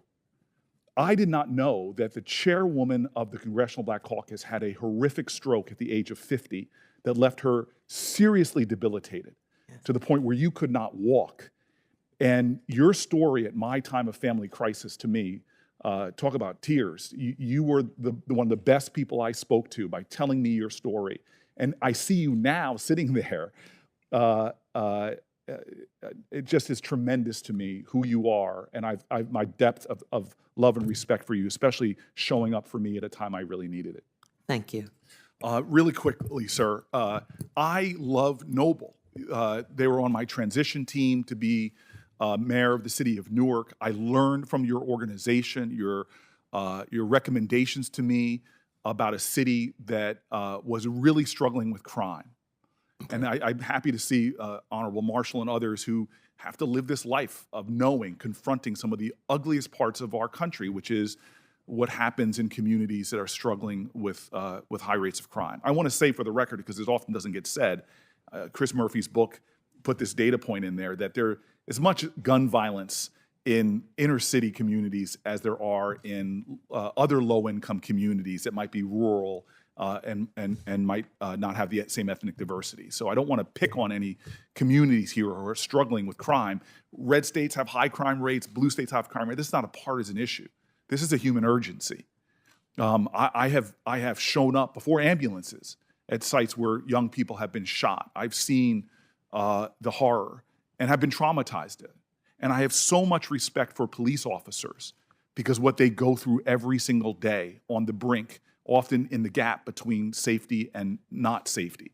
I have seen my officers. I remember a shooting where my officers ran in, no situational awareness, upstairs to see a woman who had committed suicide and had shot her baby. Mm-hmm. And then they go back to work the next day. And so I just want to ask you, then I'm done, this one question, because I know what's at stake. And here is a Supreme Court justice to the highest court in the land, and there have been people casting aspersions that she may not be the justice that would keep us safe. As a person in this room, I doubt there's anybody more in this room right now that lives in that gap between safety and horrific violence. Why are you so confident, despite all the aspersions that have been cast, that this person will be a phenomenal justice for the safety and security of families in America? The safety going to start with the law enforcement that we have present throughout the United States now. The Supreme Court justice just going to make it more, if it's something get before the Supreme Court dealing with law enforcement, it can make a difference, but we got to start at local level with the law enforcement. So that's why my organization, NOBA, is so important. We out there discussing things with high crime, gun violence, but we have a significant program, the law in your community. And it starts by a conversation to stop a confrontation. So everybody get involved, get the chapter. We've got 50 chapters throughout the nation. We all try to get on the same page. The crime, they're going to continue, but we can make it better. We're trying to build trust back in the communities with law enforcement. That's our main purpose. Judge Ketanji Jackson, she know about some of the neighborhoods. She grew up in Miami. Miami have a high crime rate. She said she saw it firsthand growing up. She saw it firsthand. So the decision when it comes to law enforcement is going to be important because we all got to live here in America. But we can start making a difference today by that nomination, and not just pass a nomination. We talk about the voting rights. We talk about everything in this. I'm saying I've been watching this confirmation hearing, man, since Monday. I'm like, man, I don't believe this. Because I've never been to this. Thought it was a big history class, you know, and civics class, I remember civics. But she can make a difference. Not only her, but she got 8 other associates on that Supreme Court team with her. They all gonna have to sit down and talk and make this better together. One person not gonna solve this problem. One person not gonna make a difference. But you got 8 other justices on that Supreme Court. And everything's going fine, people. America's doing a great job. I don't get caught up into the politics, the Democrats, the Republicans. I'm just being honest, I don't. But I know it's needed. I know we got to get things done, so everybody got to work together. Everybody got to work together. But we do need Noble out there in the communities nationwide. So you need one in your city, contact Noble. Amen. Everybody has to work together, Chairman. Right. Thank you. Thank you, Senator Buchter and Captain Thomas. The next up is Senator Hawley. Thank you, Mr. Chairman. Thanks to all the witnesses for being here. Ms. Serrano, if I could just start with you, I want to say a particular thank you to you for the work and the incredible work that you do when it comes to human trafficking, child trafficking in particular. I know that you were 18 years as a federal prosecutor handling child pornography and child exploitation offenses. Those are terrible crimes to have to prosecute. And I want to thank you for doing that, and thank you now for the work that you do with Operation Underground Railroad. I mean, it's just incredible. I wonder if you could speak to us a little bit from your experience as a prosecutor and now as someone who is working to combat this epidemic of human trafficking, child sex trafficking in this country. It's a global epidemic, actually, but it's one, unfortunately, in this country, too. Can you talk to us a little bit about what you have seen in your experience about the connection between human trafficking and child pornography? So human trafficking is a broad term that covers a bunch of different types of crimes, whether it's forced labor, et cetera. But within that, there's the sex trafficking. And oftentimes when you're dealing with sex trafficking of minors, part of the process to break down the victim or potentially advertise the victim to sex buyers, traffickers, or folks create child pornography, which are sexually explicit pictures of children under the age of 18. Likewise, the flip side is if someone as a young child has been sexually abused as a child, perhaps they were victims of CSAM, child sexual exploitation material, they may not have gotten the resources or aftercare, for example, that my organization provides to get them the help that they need. And unfortunately, they become very vulnerable to become trafficked. So it's kind of like a chicken and the egg problem where sometimes one will influence or increase the other. So let me ask you this. In terms of the children who are exploited in these images, is it fair to say that many of these children were sex trafficked, that they are trafficking victims themselves? Of the ones that we can identify, sometimes, yes. The children that are depicted in the child pornography or CSAM images, some of them are trafficked, yes. And what about the demand side of this? Because unfortunately, the reason that there is human trafficking of any kind, including sex trafficking in children, is because there's a demand for it.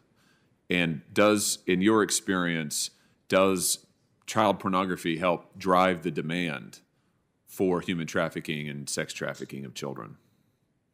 It can, yes. An argument that I would routinely make before district judges in my district would be, sometimes you have individuals who are looking at images online of child pornography.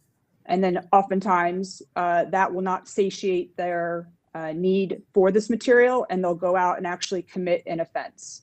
It's no different than you walk by, and this is a very simplistic analogy. You can walk by a bakery and smell the sugary, chocolate cake, but sometimes it gets to you so much you go in and buy a slice. Again, it's a very simplistic, I'm not trying to make light of it, but that's a very simple analogy to explain it. Yeah, thank you. Thank you for that. And again, thank you for the incredible work that you do. Mr. Marshall, General Marshall, thank you for being here. You're a prosecutor. You have been, even before this role, which is a prosecutorial one, you were a district attorney. Let me just ask you, when you recommended sentences to judges, which you would do in your role as a prosecutor, did you base your recommendation on what you thought was necessary to keep the public safe? Senator, absolutely, and also the egregious nature of the facts that we were dealing with. So if you made a recommendation to a judge and that judge went 90% or more below your recommendation that you thought was necessary to keep the public safe, would you be worried about the effect that might have in terms of endangering members of the community? Gravely concerned, not only as it related to the particular case, but also the message it sent to the community about how we would hold individuals personally accountable for crimes they commit. So in other words, if you have a judge who consistently sentences, let's say in an area, let's say child pornography, below what the government is asking for, what guidelines are asking for, you're saying that the message that sends is that you're not very tough on this, you're not willing to hold these people accountable. Have I got that right? Absolutely. So let me ask you this. You said also, you sentence based on the gravity of the crime. When it comes to things like child exploitation and images that exploit children, would you say that if you have an offender who has thousands of images, that's probably worse than an offender who has one or two, and that you might want to sentence that offender with hundreds and thousands more than the person who has one or two? Is that a fair thing to say? It's fair, and in fact, it's been my practice, as somebody that has tried and convicted those who traffic in child pornography. I've had a chance to be able to see those images, because one of the things that I also do as that advocate is for that child that is in that image that has been harmed as a result of what's taken place.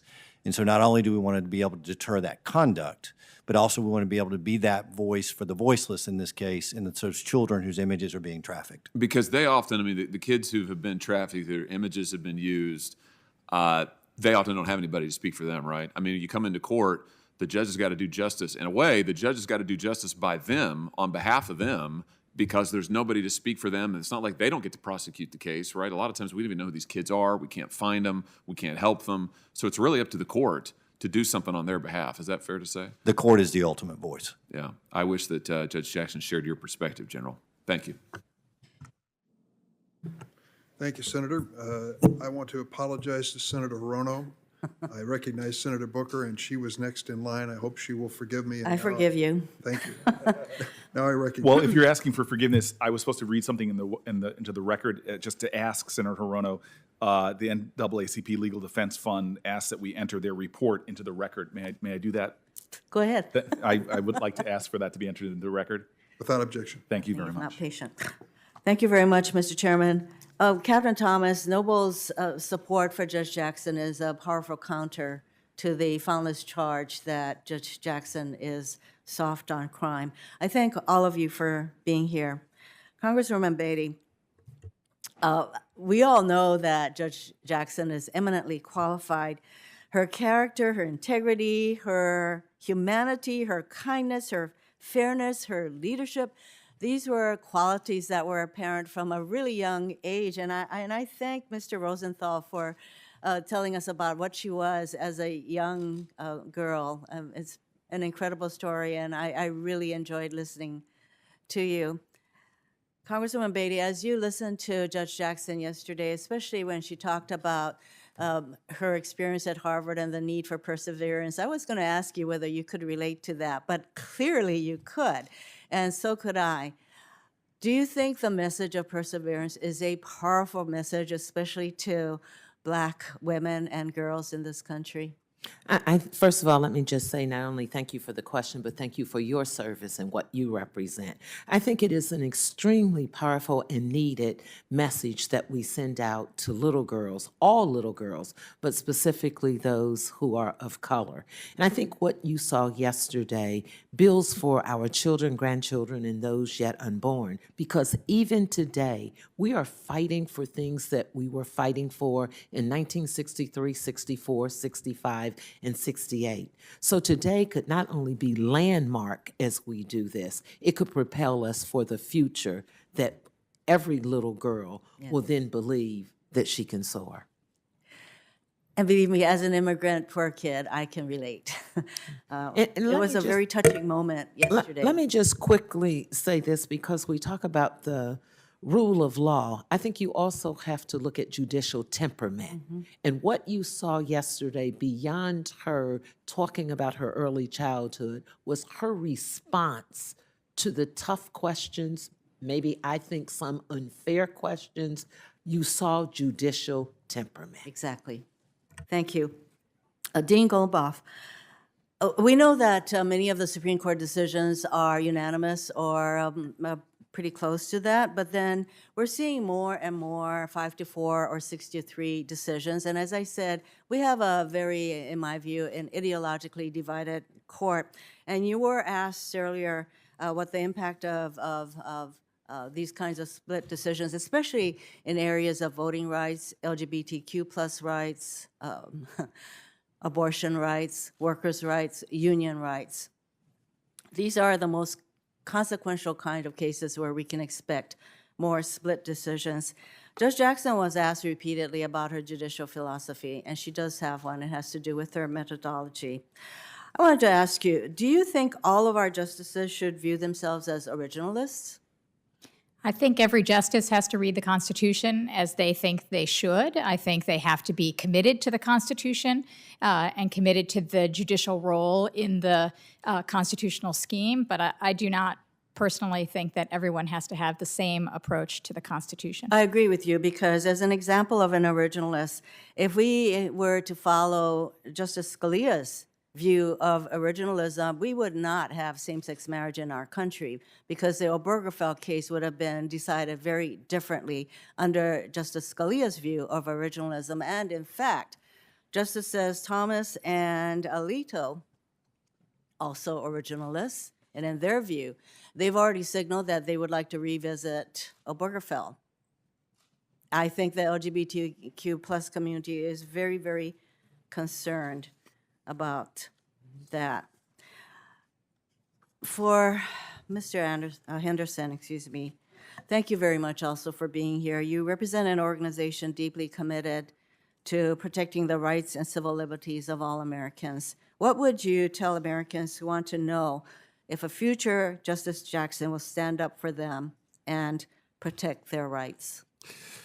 Thank you for the thank you for the question, Senator. Let me say I begin first with Judge Jackson's preparation for the role that she hopefully is about to assume. And you've heard both in the days that she testified and again today how exemplary her credentials are, how she has prepared herself in a way that was really destined for this moment. She has the embodiment of fairness and judicial temperament. She brings a level of excellence and preparation unparalleled in the appointment of Supreme Court justices.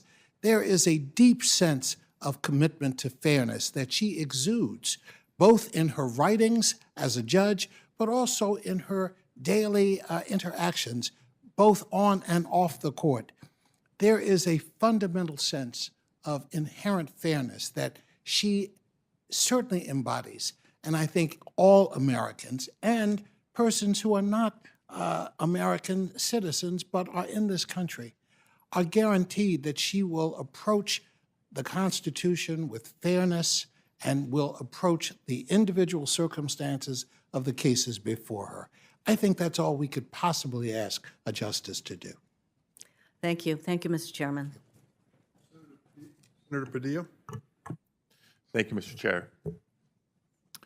Over the last 3 days, we've heard over and over again, as we should, about the incredible qualifications that Judge Ketanji Brown Jackson has to serve on the Supreme Court.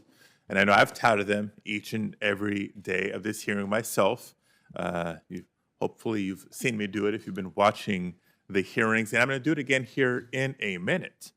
But before I do, I want to explain why I'm doing it, why I keep doing it.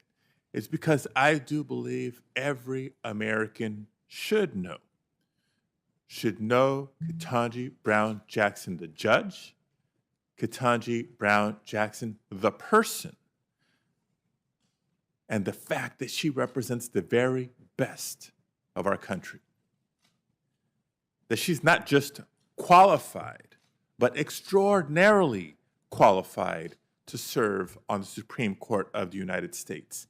And because of her qualifications and with her experiences, professional and life experiences that she brings, she will make the Supreme Court better. And she will make our country better. So it is my sincere desire that for anybody watching these proceedings from the audience here in this room or from home or online, if you take nothing else away from these last 4 days, it's Judge Jackson's qualifications. A public school education, followed by degrees from Harvard College and Harvard Law School.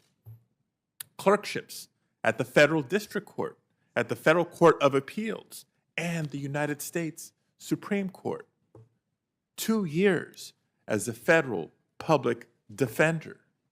2 years as a staff member of the United States Sentencing Commission, and 4 years as its vice chair.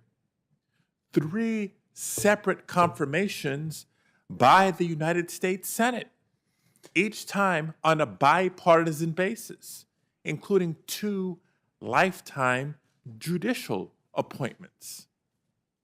Nearly a decade of judicial experience, which is more than the combined total of 4 of the currently sitting justices at the time that they were nominated. And of course, the life experience as a Black woman, as a working mom, and so much more. But it's not just her resume and background that makes Judge Jackson so qualified to serve on the Supreme Court.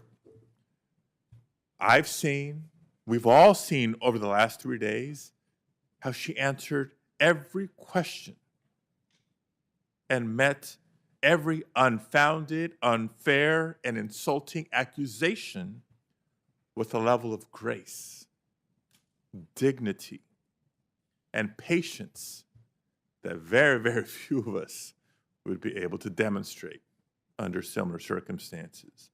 And she demonstrated that she's sharp and thoughtful in her responses to legal questions. And she clearly has an understanding of and a commitment to the rule of law and the principle of equal justice. Now, based on her background, her experiences, and her qualifications, in my view, Judge Jackson merits strong bipartisan support from this committee and from the Senate as a whole. My question is this, and I address it to Congresswoman Beatty and to Mr. Henderson.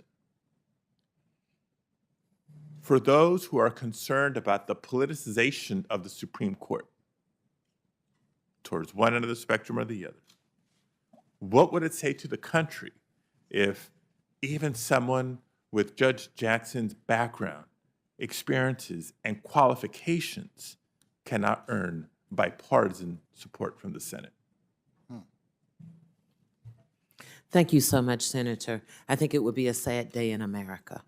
As my friend and colleague Wayne Henderson said earlier, when we look at this confirmation and we look at voting rights and when we look at all the things that you are debating today, it is the fundamental grounding of our society and our communities.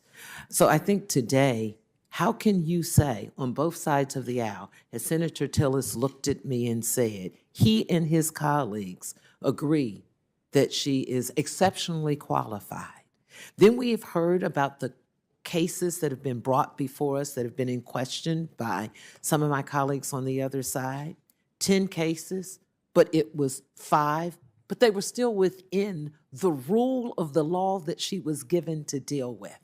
So if you look at all the charts that we've seen, with all the boxes to be checked, more than any other justice that some of the same people here have voted for and confirmed when questions about cases in the same vein have appeared, she still is above all of them. So the answer to that question is, how can we not? And as a Black woman who've lived through civil rights and everything else, let's send the right message. Thank you. Thank you. Mr. Henderson.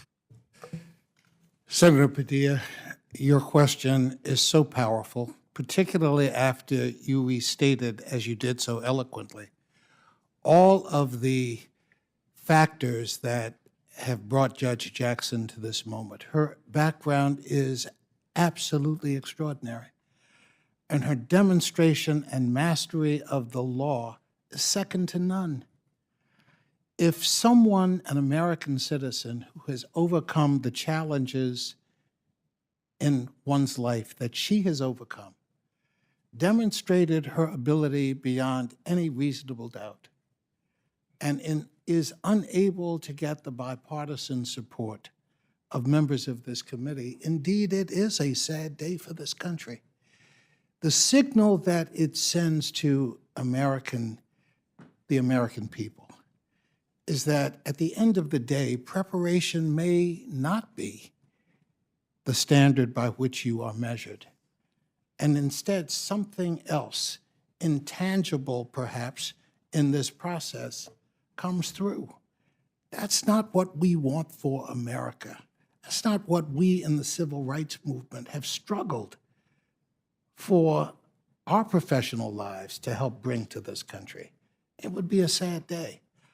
My hope is that the partisan considerations that may have affected some in the questioning of Judge Jackson will be set aside, and that members of this committee, out of their love for the country and its people and the future of the court, will do what's right and will make Judge Jackson a unanimously confirmed appointment. Now, I'm dreaming. That's not going to happen. But certainly, I think sending a signal to the country that indeed we recognize the qualifications that she brings to the table and we lift them up in the name of the American people is something that I hope we can all do. Thank you. Thank you, Senator Padilla, and thank you to the panel. And I welcome all of you to this room, and thank you for your contribution to this historic occasion. I said at the outset, and I want to repeat now, my gratitude to my ranking Republican member, Senator Grassley, a true gentleman and friend who believes, as I do, that this is one of the most important assignments in a Senate career, to be on the Judiciary Committee at this moment in history. I believe that the admonition of the leader on the Republican side, Senator McConnell, that our hearing be fair and respectful of the nominee was largely upheld by the members of the committee, and I hope that we can continue in that vein. But before we close today, I want to mention those who have helped enable this hearing to run so smoothly. Gratitude starts with the officers of the United States Capitol Police. These officers keep members and staff safe every single day. But this week, we've asked them to take on a greater task. Keep us safe, keep our buildings secure, and ensure that the guests in attendance play by the rules. I can't thank them enough for all the hours they put in toward that mission. I also want to thank the staff from the architect of the Capitol, Senate Sergeant at Arms, Senate Recording and Press Galleries, and others who worked so hard to set up this room and give access to the public and press and to keep this hearing running. Finally, a special thanks to the committee's staff, designated and otherwise, who have worked tirelessly on behalf of members and staff on both sides of the aisle. I'll have more thanks to offer in the weeks ahead, but again, my deepest gratitude to all who've made this hearing a success. Please note the record will remain open until 5 p.m. next Thursday for the submission of letters, statements for the record, and similar materials. And with that, the Senate Judiciary Committee stands adjourned.